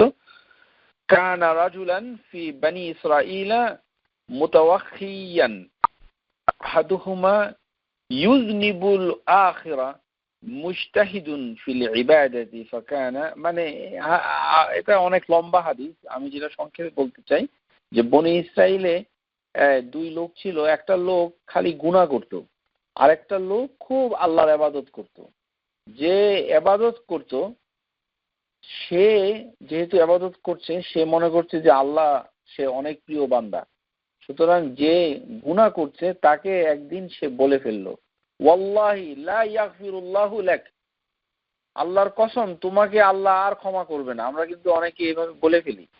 যেমন আমাদের বাংলাদেশে মানে বর্তমান প্রধানমন্ত্রীকে যদি কেউ বলে ফেলে যে সে অনেক মানে অসুন্দর কাজ করছে, সুতরাং তাকে আল্লাহ ক্ষমা করবে না, এইভাবে আমরা যদি বলে ফেলি, কিন্তু এইভাবে বলা উচিত নয়।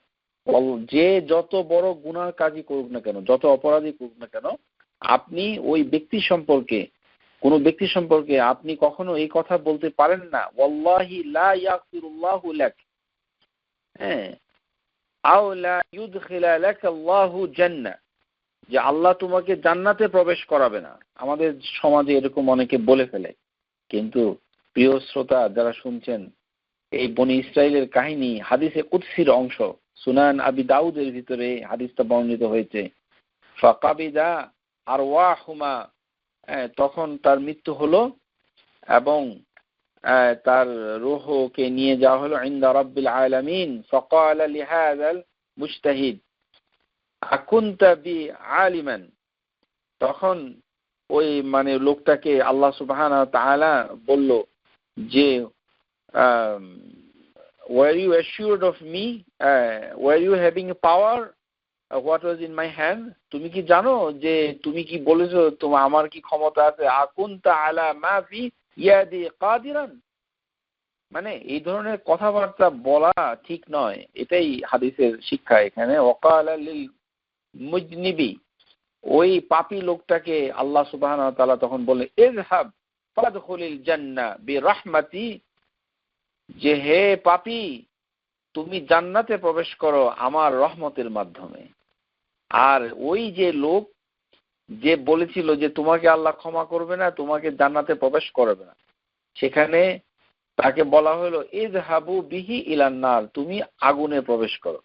সুতরাং আমরা যখন কথা বলি, কথা কিন্তু মানে জান্নাত জাহান্নাম নিয়ে যেন সব সময় মানুষকে ঠেলে না দেই, এটা সাবধান থাকতে হবে। এই আর আল্লাহ ক্ষমা করবে না, রহম করবে না, এইভাবে কথা বলা ঠিক নয়।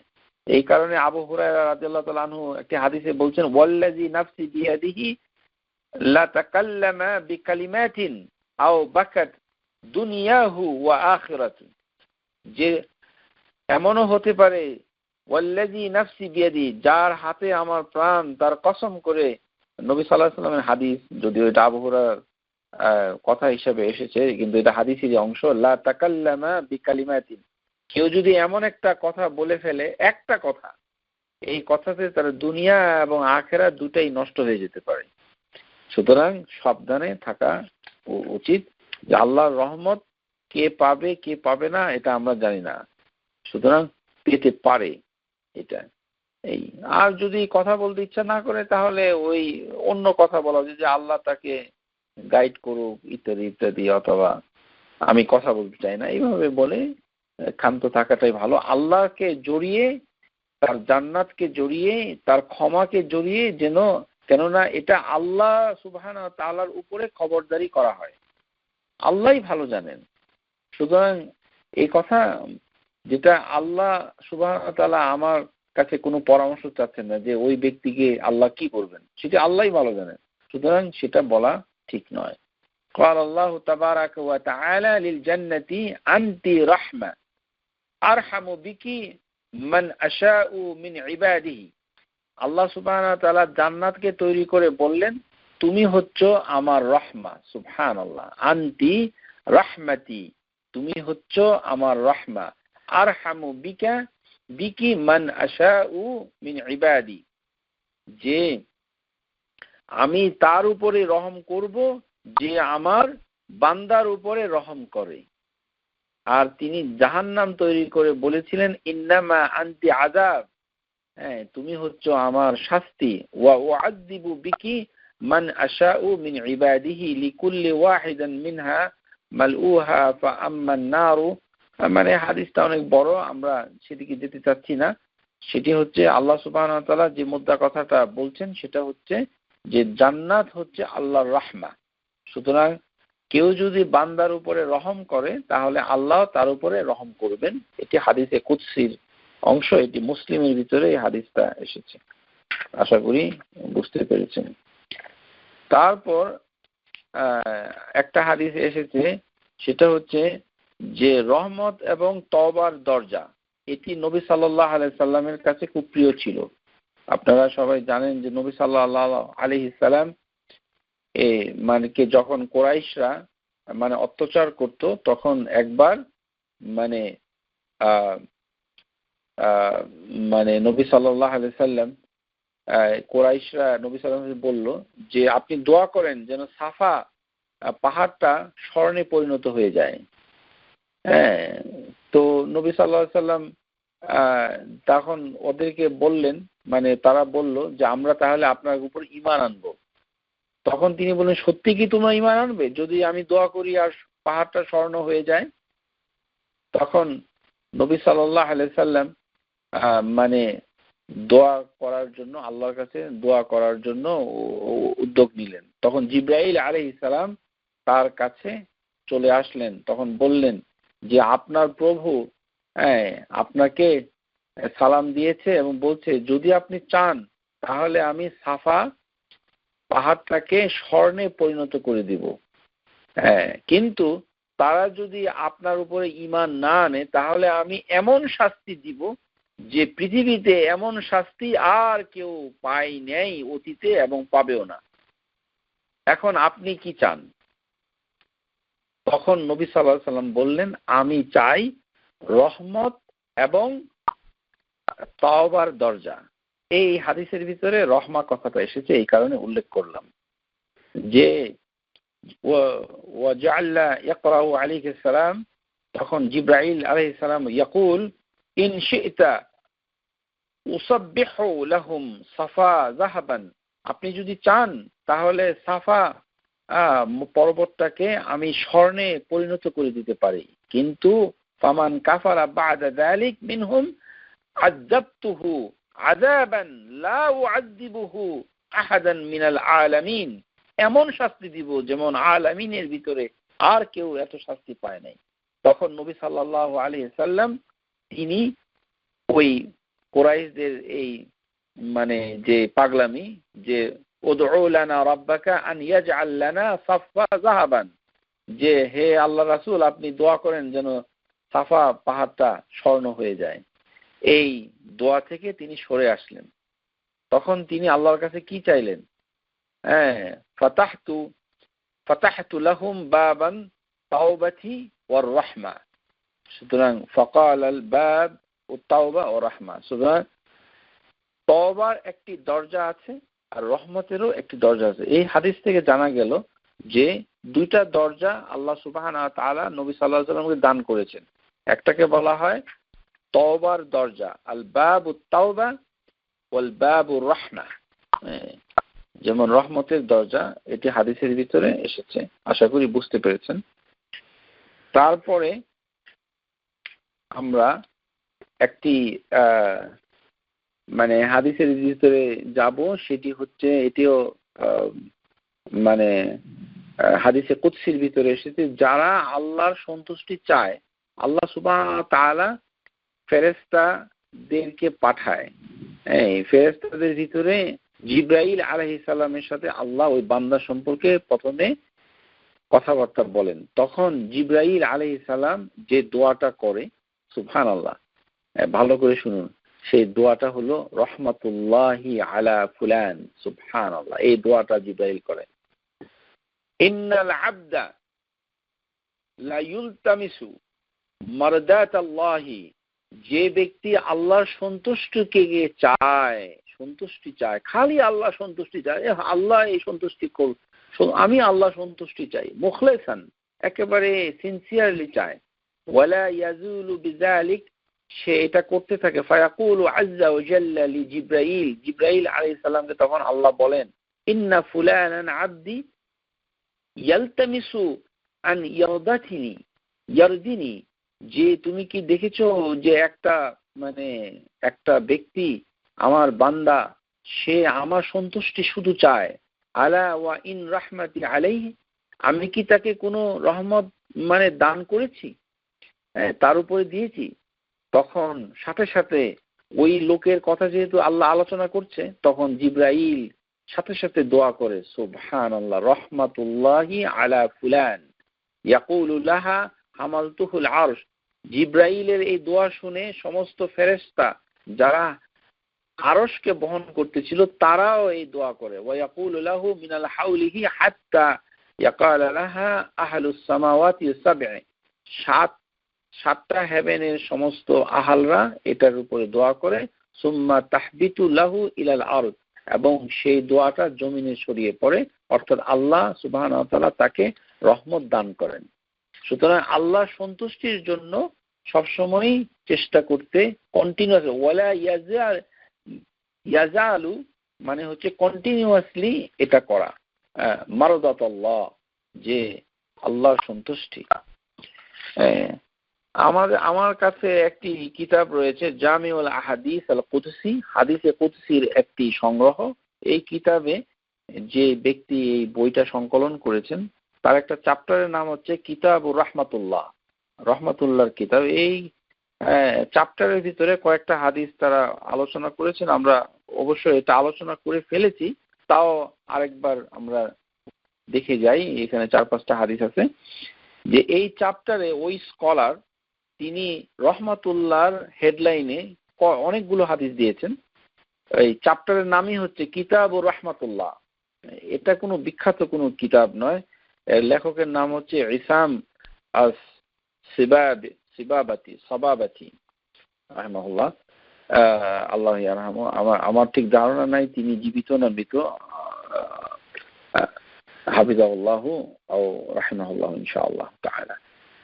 প্রথম হাদিসটা হচ্ছে, ইন্নাল্লাহা লাম্মা কাদাল খালকা কাতাবা ইনদাহু ফাওকাল আরশি ইন্না রাহমাতি সাবাকাত গাদাবি। এটা আমরা শুনেছি আগে যে আল্লাহ সৃষ্টি করার সময় তার কিতাবের ভিতরে লিখে রেখেছেন যে তার রহমত তার রাগকে অতিক্রম করেছে।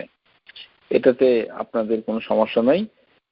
এবং ওই কিতাবটা আল্লাহ সুবহানাহু ওয়া তাআলা নিজের কাছে রেখেছেন, ওয়া হুয়া ওয়াদা ইনদাহু আলাল আরশ, এটা আরশের উপরে আছে। হ্যাঁ, এটা আমরা এই হাদিস অনেকবার আলোচিত হয়েছে, আশা করি জেনে নেবেন, আগের লেকচারে এটা আছে। তারপরে যখন আদম আলাইহিস সালাম হাতি দিয়েছিল তখন আল্লাহ বলেছিল, ইয়ারহামুকাল্লাহ ইয়া আদম।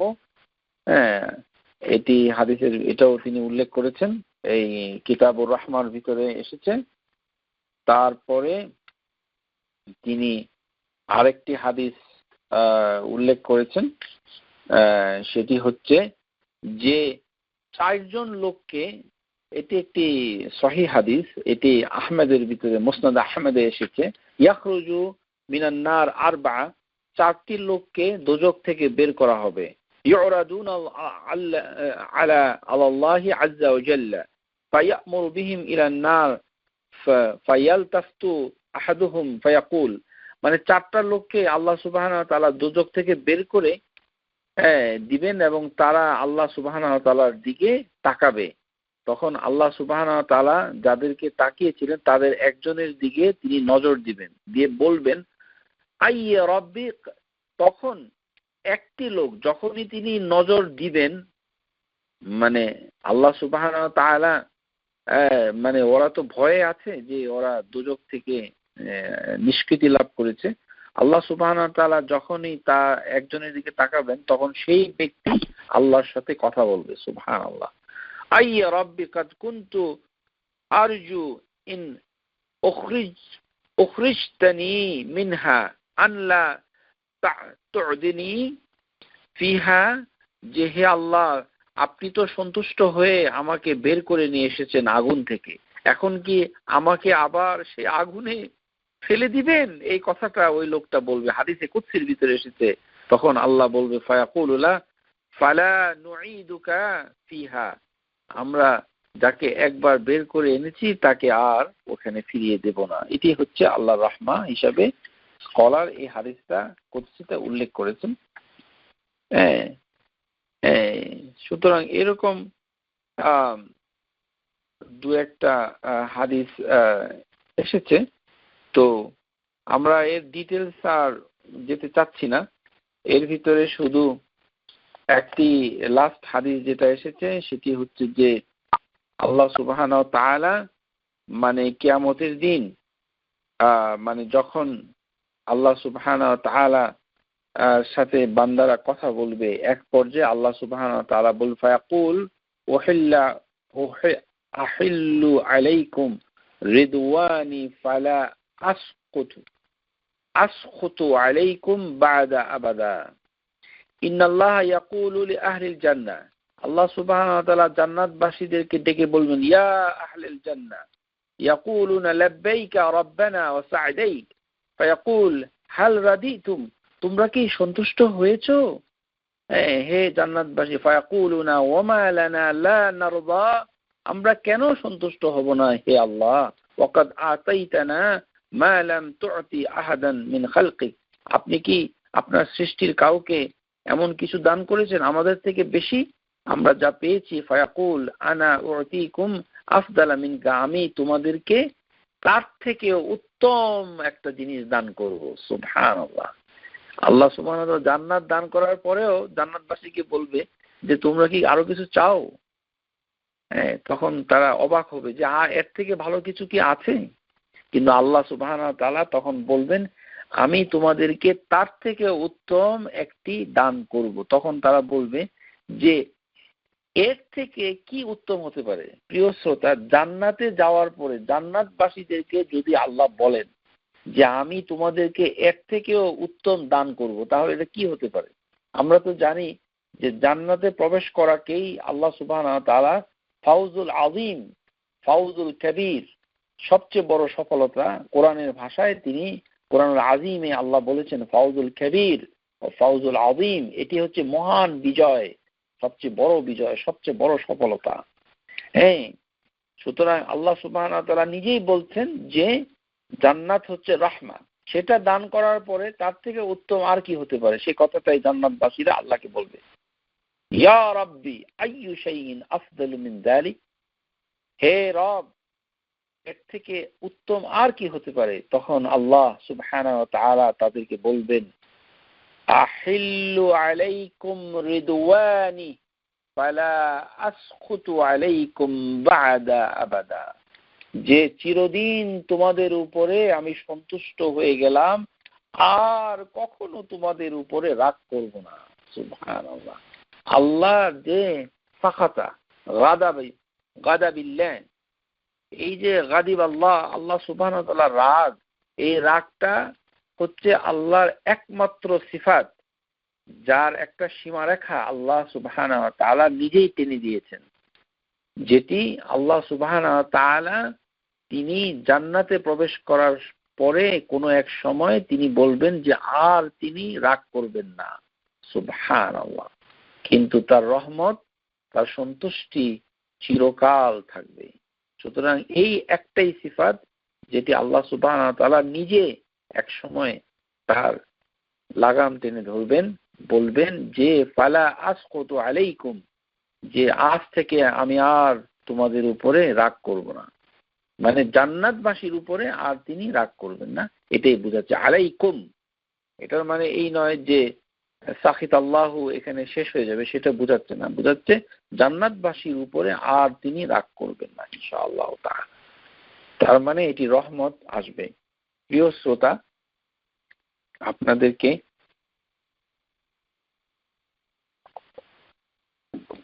অন্য একটি বিষয়ে দৃষ্টিপাত করছি, যেটি হচ্ছে গত ক্লাসে আমরা একটা কথা বলেছিলাম যে নামাজে আমরা যখন সালাম দেই, সেই সালামকে আমাদের সবচেয়ে বাংলাদেশি লেখকদের ভিতরে সবচেয়ে বেশি যিনি জ্ঞানী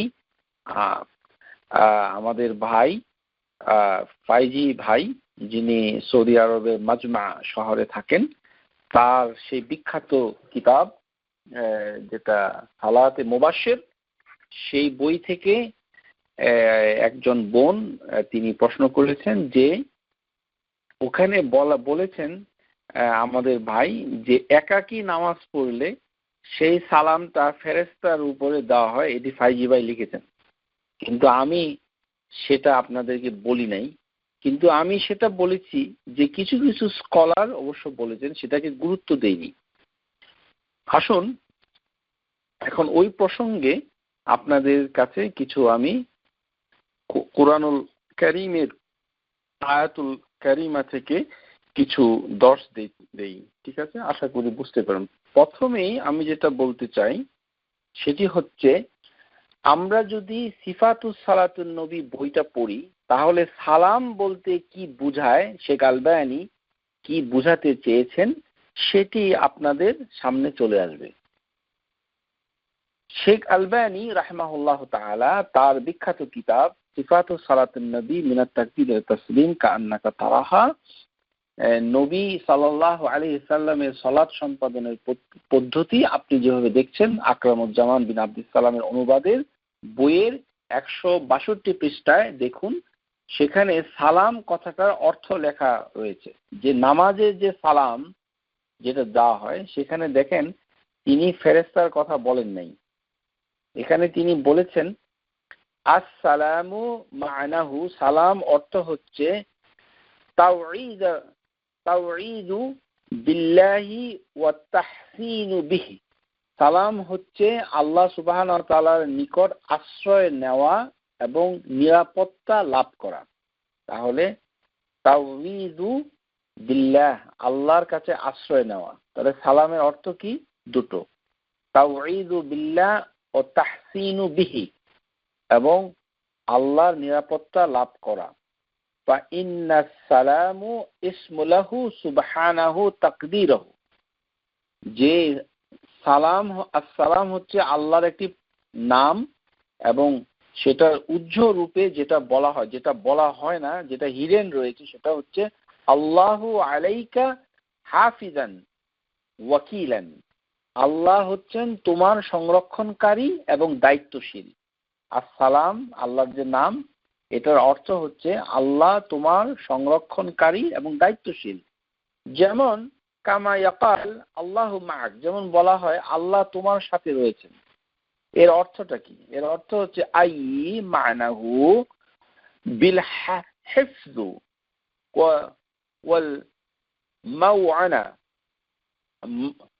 মাওআনা ওয়াল লুতফু, যে তিনটি অর্থ রয়েছে। একটি হচ্ছে সংরক্ষণ, আরেকটি হচ্ছে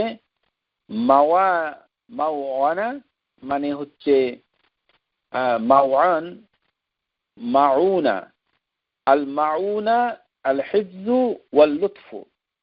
মাউনা মানে হচ্ছে সাহায্য করা, এবং লুৎফু মানে হচ্ছে দয়া করা। তার মানে তিনটি অর্থ। আল্লাহু মা'আক, আল্লাহ আপনার সাথে আছে, এর মানেটা হচ্ছে আল্লাহ আপনার সাথে থেকে আপনাকে সংরক্ষণ করছেন, মানে প্রটেক্ট করছেন। আল মাউনা, এবং আল্লাহ আপনাকে সাহায্য করছেন, এবং আল্লাহ লুৎফ মানে আল্লাহ আপনাকে দয়া করছেন। এই হচ্ছে সালামের অর্থ, যেই সালাম আমরা নামাজের ভিতরে দেই। যেমন হাদিসের ভিতরে এসেছে সুম্মা ইউসাল্লিমু আলা আখিহি মিন আলা ইয়ামিনিহি ওয়া শিমালিহি, যে যখন জামাতে নামাজ পড়া হয় তখন আমি ডানে এবং বামে মুসাল্লিদেরকে সালাম দেই। এখন ফেরেশতার কথা কিভাবে আসলো? ফেরেশতার কথাটা এসেছে কিছু স্কলার বলেছেন, এই কারণে এসেছে, অন্য কোনো কারণে আসে নাই। এর ভিতরে বিখ্যাত স্কলার হচ্ছেন ইমাম নববী রাহিমাহুল্লাহ তাআলা। ইমাম নববী রাহিমাহুল্লাহ তাআলা তিনি বলেছেন যে এই যে সালাম, এটা ফেরেশতা যিনি ডানে থাকেন এবং বায়ে থাকেন সেই ফেরেশতা, সব যে কোনো ফেরেশতা নয়, এটা বলেছেন, কিন্তু তিনি দলিল পেশ করে নাই। এই কারণে শেখ আল উসাইমিন তার বিখ্যাত কিতাব শরহুল মুমতি এর ভিতরে বলেছেন ওয়াইদা কিলা আলা মিনাস ইউসাল্লিম, উনি জবাব দিয়েছেন যে ইযা কানা মাআহু জামাআতু ফাসাল্লিম আলাইহি, যে আপনি যখন জামাতের সাথে নামাজ পড়েন তখন ওই মুসাল্লিদের উপরই আপনার সালাম। ওয়া ইযা লাম ইয়াকুন মাআহু জামাআ, যদি আপনি জামাতের সাথে নামাজ না পড়েন, একাকী পড়েন, ফাসাল্লিম আলাল মালাইকাতু আল্লাযিনা ইয়ামিনিহি ওয়া শিমালিহি, ডানে এবং বায়ে যে ফেরেশতা থাকে তার উপরে সালামটা দাও। ইয়াকুলু আসসালামু আলাইকুম ওয়া রাহমাতুল্লাহ। এটা তার ওপিনিয়ন, কিন্তু এই ওপিনিয়নের সাথে অনেক স্কলার এগ্রি করে নাই। এই কারণেই আমি বলতে চাচ্ছিলাম না, কিন্তু আপনাদেরকে বলছি। এটি হচ্ছে শেখ আল উসাইমিন রাহিমাহুল্লাহ এবং ইমাম নববী তিনি বলছেন। কিন্তু আমরা কোরআনুল আজিমের ভিতরে যে আয়াত পাই, সূরা নূর আয়াত নাম্বার হচ্ছে 61। প্রিয় শ্রোতা, আপনাদেরকে অনুরোধ করছি এই আয়াতটুকুর অনুবাদে দেখেন বাংলাদেশের অনুবাদে কি করেছে, শুধু দেখেন একবার। দেখেন সেখানে লিখেছে স্বজনদের প্রতি সালাম দাও। এই স্বজন কথাটা কিন্তু এখানে নাই, আন্তাজি লিখেছে। এটাকে বলা হয় আন্তাজে লেখা, আন্তাজে। এই হচ্ছে আমার বাংলাদেশে কোন কোন কোরআনের অনুবাদ দেখতে চান, যেটাই দেখতে চান, ডক্টর মোহাম্মদ মুজিবুর রহমান, আমাদের ফাইজি ভাইয়ের আহসানুল বায়ান, আর কোনটা কোনটা যা আছে আপনার বাসায় প্রত্যেকটা দেখেন কি লেখা আছে। ফাইজা দাখালতুম বুয়ুতান, তোমরা যখন বাড়িতে প্রবেশ করো, ফাসাল্লিমু আলা আনফুসিকুম, আনফুসিকুম, তোমরা নিজেদের উপরে সালাম দাও। এই কথাটার অনুবাদ নিজেদের উপরে না দিয়ে দেখেন কি লিখেছে। যারা কোরআনের চর্চা করেন তাদের প্রতি অনুরোধ করছি, অন্ধভাবে শিখবেন না, বুঝে শুনে শিখুন। ওখানে বাংলা কি লিখেছে দেখেন, ওখানে লেখা আছে যে তোমরা স্বজনদের প্রতি সালাম দাও। এইখানে স্বজন কথাটা নাই, অথচ বলা হলো কেন। এখন আসুন আনফুসাকুম বলতে কি বোঝায়, আমরা সেই ব্যাখ্যাতে চলে আসি। আমরা জানি যে ইয়া আইয়ুহান্নাসু তাকু রাব্বাকুমুল্লাযী খালাকাকুম মিন নাফসিন ওয়াহিদা, আল্লাহ সুবহানাহু ওয়া তাআলা প্রথমেই বলেছেন যে খালাকাকুম মিন নাফসুন ওয়াহিদা, তোমাদেরকে আল্লাহ সৃষ্টি করেছেন নাফসুন ওয়াহিদা, একটা নফস থেকে, মানে একজন ব্যক্তি, একজন ইন্ডিভিজুয়াল থেকে। এখানে নফসুন মানে আদম আলাইহিস সালাম। কিন্তু লক্ষ্য করুন ওয়া খালাকা মিনহা যাওজাহা, কিন্তু ওখানে বলা হয়েছে, যারা গ্রামার চর্চা করেন তাদের খেদমতে বলছি, মিনহা, এখানে কিন্তু মিনহু থাকার কথা ছিল, মিনহু। কেননা নাফসুন ওয়াহিদ হচ্ছে এখানে মুজাক্কার, কিন্তু আল্লাহ সুবহানাহু ওয়া তাআলা এখানে মিনহা বলেছে, মিনহা, মিনহু বলেন নাই। কেন বলে নাই? নাফসুন এই যে নাউন, এটা আদল হয় আরবি ভাষায়, একটা রেয়ার নাউন, যেটা কখনো কখনো মুজাক্কার হয়, কখনো কখনো মুআন্নাস হয়, কখনো মেল ফিমেল জেন্ডার আকার ধারণ করতে পারে। এটা আশা করি লক্ষ্য করবেন। হ্যাঁ, সুতরাং ওই আদম আলাইহিস সালাম থেকে তার জাউজ তৈরি করা হয়েছে, কিন্তু ওখানে নাফসুনটাকে ফিমেল ধরা হয়েছে, মিনহা। কিন্তু সবসময় নাফস ফিমেল হয় না, কখনো কখনো মেলও হবে। যেমন এখানে বলা হয়েছে আনফুসাকুম, আনফুসিকুম, এটা হচ্ছে পুরুষ। এখানে উসলুব তাগলিব অনুযায়ী মেল ফিমেল দুটোই অন্তর্ভুক্ত হবে। আপনাদের আরেকটা উদাহরণ দিয়ে আপনাদের দৃষ্টি আকর্ষণ করতে চাই। আমরা আগে বলেছি ইন্না রাহমাতাল্লাহি কারিবুন মিনাল মুহসিনিন, এই যে আয়াত, হ্যাঁ, এই আয়াতের ব্যাখ্যা সূরা আল আরাফ ভার্স নাম্বার 56। লক্ষ্য করুন রাহমাতাল্লাহ, এখানে কিন্তু রাহমা মানে হচ্ছে মুআন্নাস, এটা স্ত্রীলিঙ্গ। এখন গ্রামার অনুযায়ী রাহমাতাল্লাহি কারিবা, এখানে কারিবা হওয়ার কথা ছিল মিনাল মুহসিনিন, কিন্তু এখানে কারিবুন বলা হয়েছে, এটা কিন্তু মুজাক্কার। এখন এখানে কিন্তু গ্রামার উল্টে গেছে, কারণটা কি লক্ষ্য করুন। ইন্না রাহমাতাল্লাহি কারিবা, যদি শুদ্ধভাবে এটা করতে চান তাহলে এটা কারিবা হয়ে যায়, মানে ফিমেল করতে হবে, কিন্তু এটা মেল হয়ে গেছে। অথচ রহমা মানে হচ্ছে ফিমেল, রাহমাতাল্লাহ মানে ফিমেল এই অ্যাট্রিবিউট। মিনাল মুহসিনিন, মুমিন মুহসিনিনদের কাছে। এখন এই যে কারিব, এই কারিবটা আসলে কে? এটা দুটো জিনিসকে ইন্ডিকেট করে, লিখে রাখুন। এই কারিব হচ্ছে আল্লাহ নিজেই, ওয়া সুবহানা প্লাস রাহমাতাল্লাহ। এখানে উসলুব তাগলিব, মানে আমরা যেটা অতীতে আলোচনা করেছি যে মেল ডমিনেট করেছে। আল্লাহ সুবহানাহু ওয়া তাআলা নিজে মুহসিনিনদের কাছে থাকেন এবং তার রহমতও কাছে থাকে। সুবহানাল্লাহ। কেননা আল্লাহ বলছেন আল্লাহ নিজে কারিব। ওয়াইযা সাআলাকা ইবাদি আন্নী ফাইন্নী কারিবুন, সূরা বাকারা আয়াত নাম্বার 186। তাহলে এখানে আল্লাহ বলছেন যে যখন আমার বান্দা আমাকে চায়, আমার জন্য জিজ্ঞাসা করে, আমার কাছে চায়, তখন আমি ফাইন্নী কারিবুন, আমি কারিব হয়ে যাই।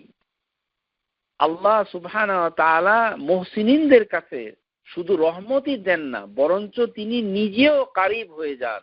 সুবহানাল্লাহ। এই কারণেই মুহসিনিনদের মর্যাদা সবচেয়ে উপরে। আমরা কি মুহসিনিন হতে পেরেছি? আমরা মুসলমান হতে পেরেছি, আলহামদুলিল্লাহ। কিন্তু মুসলমান থেকে অতিক্রম করে মুমিন হয়ে তারপরে মুহসিনিন হওয়ার চেষ্টা করতে হবে। তাহলে দুটো জিনিস হবে। একটি হবে ইন্না রাহমাতাল্লাহি কারিবুন, মানে এই কারিব হচ্ছে হুয়াল্লাহ নাফসাহু, আল্লাহ নিজেই, এবং ফিমেল হচ্ছে রাহমাতাল্লাহ। এই কারণে আল্লাহ কারিবা শব্দটা করেনি, ফিমেল করেনি। আশা করি বুঝতে পেরেছেন। যেমনটি এসেছে, যেমন মানে ফাইজা দাখালতুম বুয়ুতান ফাসাল্লিমু আলা আনফুসিকুম। এখন এই যে আনফুসিকুম, এই আনফুসিকুমের উপরে আমি এখন কিছু কথা বলবো। আনফুসিকুমের দুইটি অর্থ লিখে রাখুন। একটি হচ্ছে নাফসাক, মানে ইয়োর সেলফ, আপনি নিজে নিজে, ইয়োর সেলফ। আরেকটা হচ্ছে তুশবিহু মিসলাক, আপনি না কিন্তু আপনার মতো কেউ, অন্য কেউ। আনফুসিকুমের দুইটি অর্থ, একটি হচ্ছে আপনি নিজে অথবা আপনাদের মতো অন্য কেউ। উদাহরণ দিচ্ছি। আনফুসিকুম যখন আল্লাহ সুবহানাহু ওয়া তাআলা বলেন, যেমন এখানে বলা হচ্ছে ফাইজা দাখালতুম বুয়ুতান, যখন তোমরা ঘরে প্রবেশ করো, ফাসাল্লিমু, তোমরা সালাম দাও, আলা আনফুসিকুম, সূরা নূর ভার্স নাম্বার 61, যেটার অনুবাদে বাংলা ভাষায় সবাই অন্যরকম করেছে। আমি আর কিছু কঠিন কোনো শব্দ বলতে চাই না, আপনারা এটা বিবেচনা করবেন। কেউ কেউ বলেছেন যে স্বজনদের প্রতি। এখানে স্কলাররা বলেছে যে গৃহবাসীর প্রতি। এতে হচ্ছে কাতাদা রাদিয়াল্লাহু আনহু তার কথা, আসসালামু আলা আহলিকুম ফি বুয়ুতিকুম, এটি হচ্ছে একটা অর্থ। আর ইমাম জারির ইবনে তাবারি রাহিমাহুল্লাহ তাআলা তার বিখ্যাত তাফসীর তাবারিতে বলেন, ওয়া ইখতার বা'দুল মুফাসসিরুন কা ইবনে জারির আন্না মা'নাল আয়া ফাসাল্লিমু আলা আনফুসিকুম লিয়াসাল্লিমু বা'দুকুম আলা বা'দ। উনি বলছেন যে এটি হচ্ছে একে অন্যকে সালাম দেওয়া। জারির ইবনে তাবারি এই ব্যাখ্যা দিয়েছেন। আর তিনি আরেকটি আয়াতের সাথে তুলনা করেছেন, সেটা সূরা নিসা আয়াত নাম্বার 29, ওয়ালা তাকতুলু আনফুসাকুম, এই যে ডু নট কিল ইয়োরসেলফ, এটা জারির ইবনে তাবারি। সুতরাং আনফুসাকুম, সাল্লিমু আলা আনফুসিকুম ওয়ালা তাকতুলু আনফুসাকুম, এই যে আনফুসাকুম এটা কিভাবে অর্থ হচ্ছে? প্রথম সালামের ক্ষেত্রে এই আনফুসাকুম অ্যাকর্ডিং টু ইবনে কাসির, ভালো করে শুনুন, যারা ফেরেশতার কথা বলছেন তাদের খেদমতে বলছি যে এখানে একটু চোখ কান খোলা রাখলে আপনারা শিখতে পারবেন যে এই আয়াতের তাফসির করেছে ইবনে কাসির রাহিমাহুল্লাহ তাআলা, তাফসির ইবনে কাসির। সেখানে তিনি কি বলেছেন, ফাইজা দাখালতুম বুয়ুতান ফাসাল্লিমু আলা আনফুসিকুম, সেখানে তিনি এই কথা বলেন নাই যে সালামটা ফেরেশতার উপরে দেওয়া হয়, বলে নাই। বলেছে যে হাদিস যেটা আমরা উল্লেখ করেছি আগে, বিসমিল্লাহ আলহামদুলিল্লাহ আসসালামু আলাইনা মিন রব্বিনা আসসালামু আলাইনা ওয়া আলা ইবাদিল্লাহিস সালিহিন, এটা। আর কাতাদার কথা তিনি উল্লেখ করেছেন তাবিঈন আল কবির, ইযা দাখালতা আলা আহলিকুম আহলাক ফাসাল্লিমু আলাইহিম, যেমন গৃহবাসীকে সালাম দেওয়া। এখন গৃহবাসী যদি না থাকে, ওয়া ইযা দাখালতা বাইতান লাইসা ফি আহাদিন, একটা ঘরের ভিতরে কেউ নাই, আসসালামু আলাইনা ওয়া আলা ইবাদিল্লাহিস সালিহিন, কিন্তু ফেরেশতার কথা কাতাদা বলে নাই। একটা কথা বলেছে অবশ্য, সেটা বলেছে হাদ্দাসানা আন্নাল মালাইকাতু তারাদ্দু আলাই, যে ফেরেশতারা তার উত্তর দিয়ে থাকে। ফেরেশতারা উত্তর দিয়ে থাকে, কিন্তু এই কথাটা হাদিসের মাধ্যমে তিনি বলেন নাই, তিনি বলেছেন আমাদের কাছে বলা হয়েছে। তার মানে একজন তাবেঈন তিনি জ্ঞান লাভ করেছেন যে ফেরেশতারা উত্তর দিয়ে থাকেন, কিন্তু তিনি কোনো হাদিস বলেন নাই। আর ফেরেশতারা উত্তর দিয়ে থাকে তার মানে এই না যে ফেরেশতার উপরে এটা বলা হয়, এটা বুঝায় না। যেমন আমরা যখন মানে সূরা ফাতিহা পড়ে আমিন বলি, তখন ফেরেশতারাও আমিন বলে। আমরা কি ফেরেশতার উদ্দেশ্যে আমিন বলি? কিন্তু সে বলে। ফেরেশতা অনেক সময়, যেমন আমি অসুস্থ ব্যক্তির জন্য দোয়া করি, ফেরেশতারা আমার জন্য সে দোয়া করে। আমি কিন্তু দোয়াটা ফেরেশতার জন্য করছি না, কিন্তু ফেরেশতারা তার উত্তর দেয়। ফেরেশতারা অনেক সময় সালামের উত্তর দিতে পারে, ফেরেশতারা অনেক সময় দোয়াতে আমিন বলতে পারে, কিন্তু ওই সালাম ওই দোয়া ফেরেশতার উপরে করা হচ্ছে, এটা মানে সঠিক দলিল দ্বারা প্রতিষ্ঠা করা যায় না। যদিও কোনো কোনো স্কলার বলেছেন, যেমনটি বলেছেন আল আল্লামা ইবনে উসাইমিন রাহমাহুল্লাহ তাআলা তার বিখ্যাত কিতাব শরহুল মুমতি', আমরা সেটাকে অগ্রাহ্য করছি না, তবে এটি প্রধান নয়। নামাজের সালাম মানে বলতে যেটা বুঝায়, প্রথম অর্থ হচ্ছে খুরুজ মিনাল সলা। নামাজের সালাম বলতে যেটা বুঝায় সেটা হচ্ছে নামাজ থেকে বের হয়ে যাওয়া। কারণ আত-তাকবীর তাহরিমুহা, তাকবীর বলে সমস্ত কিছুকে হারাম করে দেওয়া হয়। আসসালাম তাহলিলুহা, আর সালাম বলে সবকিছুকে হালাল করা হয়। তার মানে নামাজ থেকে বের হয়ে যাওয়া বুঝায় আল খুরুজ মিনাস সলা। তারপরে কোন কোন স্কলার যেমন ইমাম নববী, ইমাম ইবনে উসাইমিন তাকে অনুসরণ করেছেন আসসালামু আলাল মালাইকাতুল হিফজা, যে দুইটা ফেরেশতা রেকর্ড করে তাদের উপরেও সালাম। আরেকটা কি আসসালামু আলা ইখওয়ানিহিল মুসাল্লিন, যে সকল মুসাল্লিরা একত্রে থাকে। এটি হচ্ছে তাদের ওপিনিয়ন, কিন্তু হাদিসের ভিতরে এসেছে, যেমন সামুরা রাদিয়াল্লাহু আনহুর হাদিস, আমরানা রাসূলুল্লাহ সাল্লাল্লাহু আলাইহি সাল্লাম আন নুসাল্লিমা আলা আনফুসিনা, যে নিজেদের উপরে সালাম দেওয়ার কথা বলেছে। আন ইউসাল্লিমু বা'দুনা আলা বা'দ, আমরা একে অপরকে সালাম দেই অথবা নিজের উপরে সালাম দেই।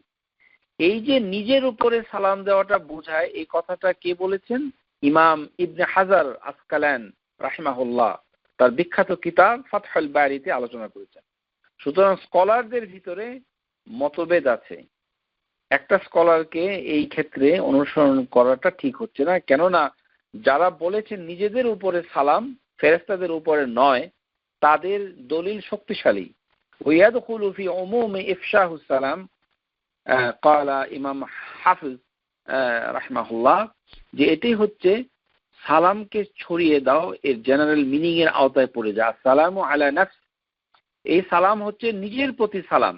লিমান দাখালা মাকানান লাইসা ফিহি আহাদুন, যেমন কারোর বাসায় কেউ নাই, সে ঢুকে পড়লো ইত্যাদি।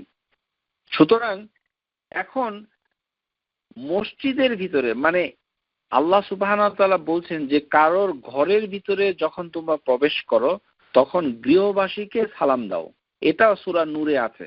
আরেকটা আছে হচ্ছে যে নিজের উপরে সালাম দাও, নিজেকে নিজের উপরে অথবা গৃহবাসী।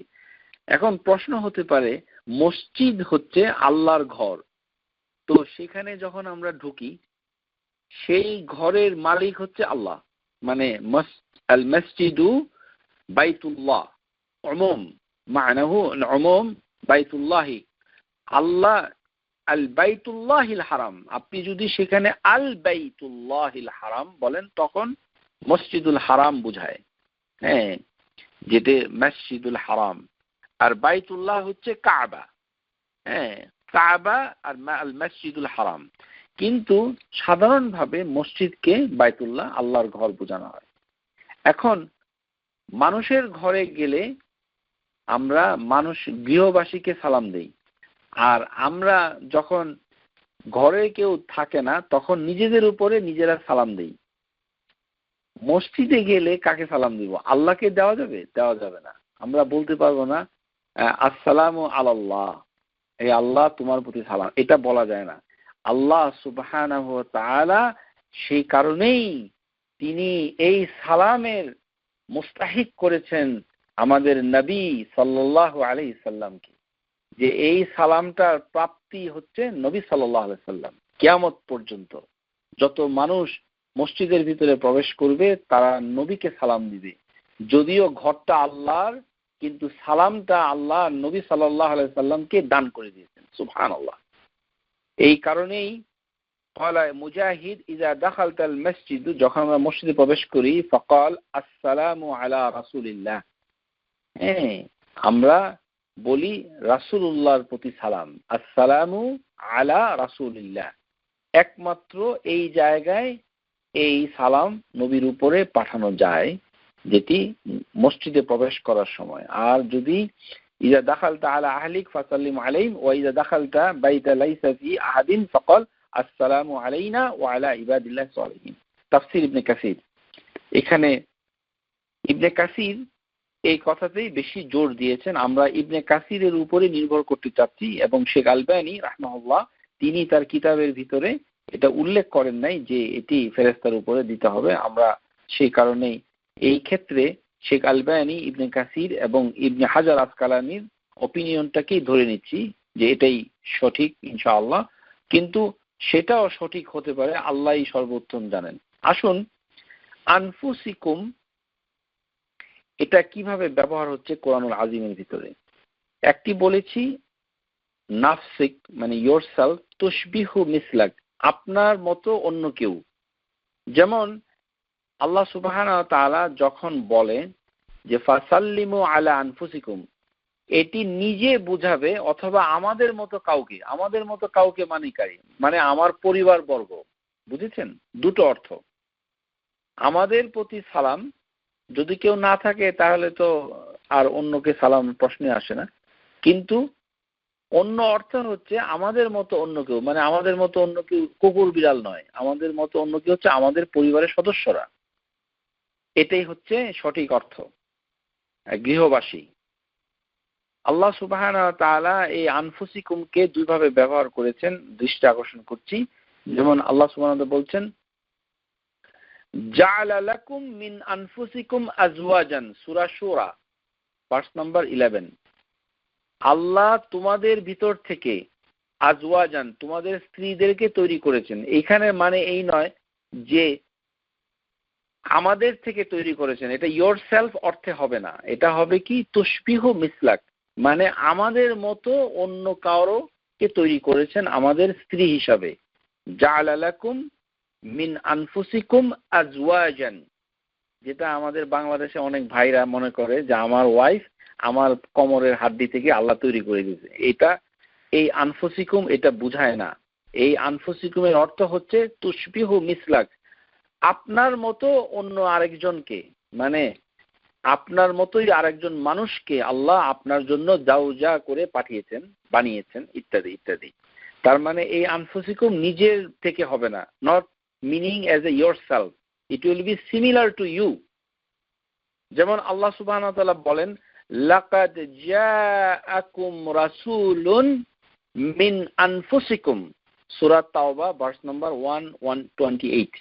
এখানে লাকাদ জাআকুম তোমাদের মাঝে এসেছেন একজন রাসূল, মিন আনফুসিকুম।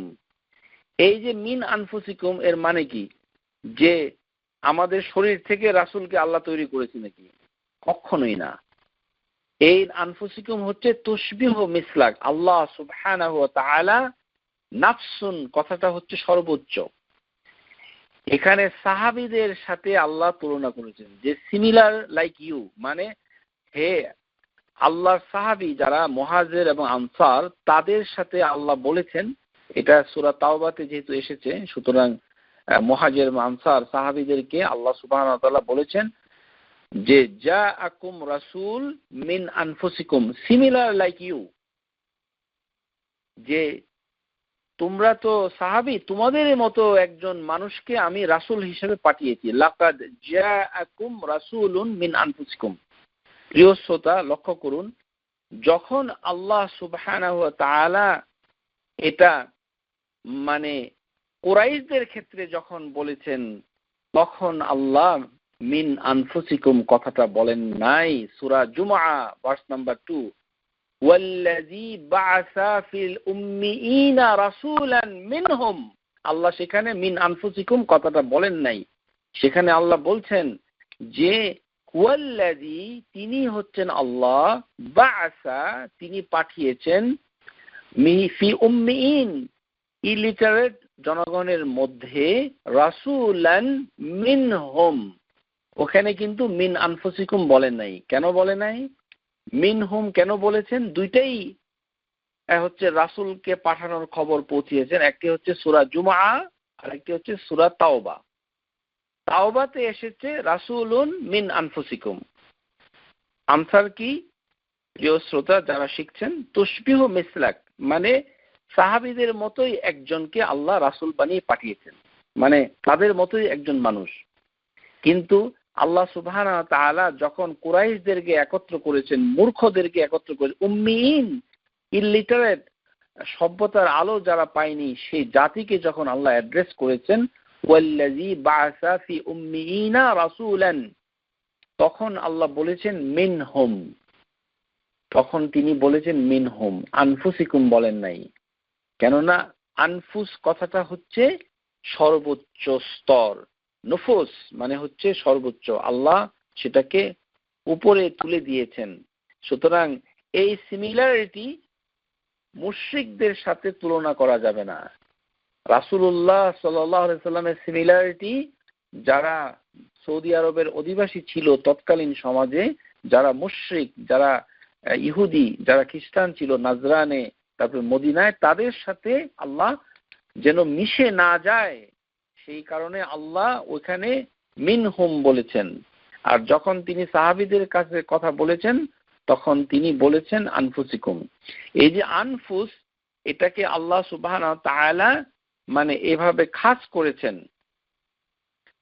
এই আনফুসিকুম বুঝতে গেলে মানে আমরা যেমন বলি আতা'মুরুনান নাসা বিল বিররি ওয়া তানসাউনা আনফুসাকুম, যে তোমরা কি এরকম করছো যে নিজেদের অন্যকে আদেশ করো আর নিজেরা নিজেদের জন্য ভুলে যাও? এটার মানেটা কি? নিজেকে ভুলে যায় কিভাবে? যেমন আমরা ইংরেজিতে বলি you are like my soul. আমরা মানে আমরা বাংলাদেশিরা বলি না, আমেরিকানরা স্বামী স্ত্রী প্রেমিক প্রেমিকাকে বলে you are like my soul.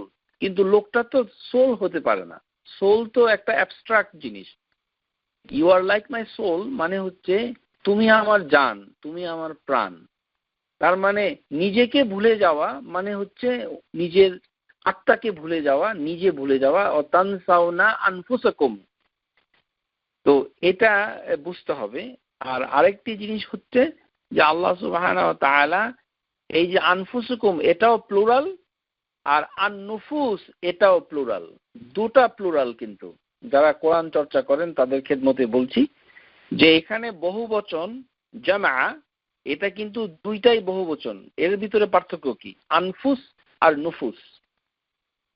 আনফুসের হচ্ছে ছোট বহুবচন, আর ওটা হচ্ছে বড় বহুবচন, মানে যেটার সংখ্যা কম। মানে দুইয়ের অধিক হলেই তো বহুবচন হয় আরবিতে, কিন্তু বহুবচনের আবার দুইটি ভাগ, একটাকে বলা হয় জামউ কিল্লা, আরেকটাকে বলা হয় জামউ কাসরা। এটার উদাহরণ কি? কোরআনুল আজিমের ভিতরে আল্লাহ সুবহানাহু ওয়া তাআলা অধিকাংশ জায়গায় আনফুস বলেছেন, তার মানে জামউ কিল্লা মানে অল্প কিছু।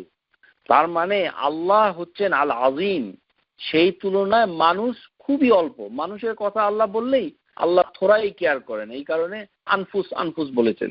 কিন্তু আল্লাহ সুবহানাহু ওয়া তাআলা যখন তার জ্ঞানের কথা তুলনা করেছেন, তখন তিনি নুফুস ব্যবহার করেছেন। কেননা সমস্ত মানুষের জ্ঞানকে একত্র করলেও আল্লাহর জ্ঞান কি সেটা বুঝতেই পারবে না। এই কারণে আল্লাহ সুবহানাহু ওয়া তাআলা নুফুসি, যেমন সূরা ইসরা ভার্স নাম্বার 25, সেখানে বলেছেন রাব্বুকুম আ'লামু বিহা বিমা ফি নুফুসিকুম, যে তোমাদের রব তিনি জানেন তোমাদের নুফুস, তোমাদের ইয়োরসেলফের ভিতরে মানে যত নলেজ আছে, বিমা ফি নুফুসিকুম, এখানে হচ্ছে জামউ কাসরা, অনেক অনেক বহুবচন, কোটি কোটি মিলিয়ন মানুষের জন্য। হ্যাঁ, আশা করি বুঝতে পেরেছেন। এটা ছোট্ট একটা বোনাস হিসাবে ছিল, আপনাদের কাছে বলে দিলাম। ইনশাআল্লাহ তাআলা আগামী ক্লাসে বিইজনিল্লাহি তাআলা আমরা রব আল্লাহ সুবহানাহু ওয়া তাআলার আরেকটি গুরুত্বপূর্ণ নাম, আমরা সূরা ফাতিহা শুরুতেই যেটা দেখতে পাই, আল্লাহ বিসমিল্লাহ বলার সময় প্রথমেই হচ্ছে আল্লাহ, তারপরে আর রহমান, তারপরে রাহিম এসেছে, তারপরে আল্লাহ নিজের প্রশংসা করার পরপরই তিনি রব হিসাবে নিজেকে তুলে ধরেছেন, যেটি রব্বিল আলামিন। সুতরাং সেই রব বলতে কি বুঝায়, তার সেই নামের প্রতি আমরা এখন আগামী ক্লাস থেকে আর রব এই কথার আলোচনা করব। সবাইকে আমন্ত্রণ জানিয়ে আপনাদেরকে আবারও বিদায় নিচ্ছি। আগামী ক্লাস বিইজনিল্লাহি তাআলা 8:30 হবে, আশা করি শুনবেন। আর আজকে টেকনিক্যাল সমস্যাটার কথা আমাদের যিনি পরিচালিকা রয়েছেন মোহতারমা উম্মু সুমাইয়া, তিনি আপনাদেরকে বিস্তারিত বলে শোনাবেন। আসসালামু আলাইকুম ওয়া রাহমাতুল্লাহি ওয়া বারাকাতুহু। Subscribe to our YouTube channel, Know Tawhid First, and press the bell icon to get new video notifications.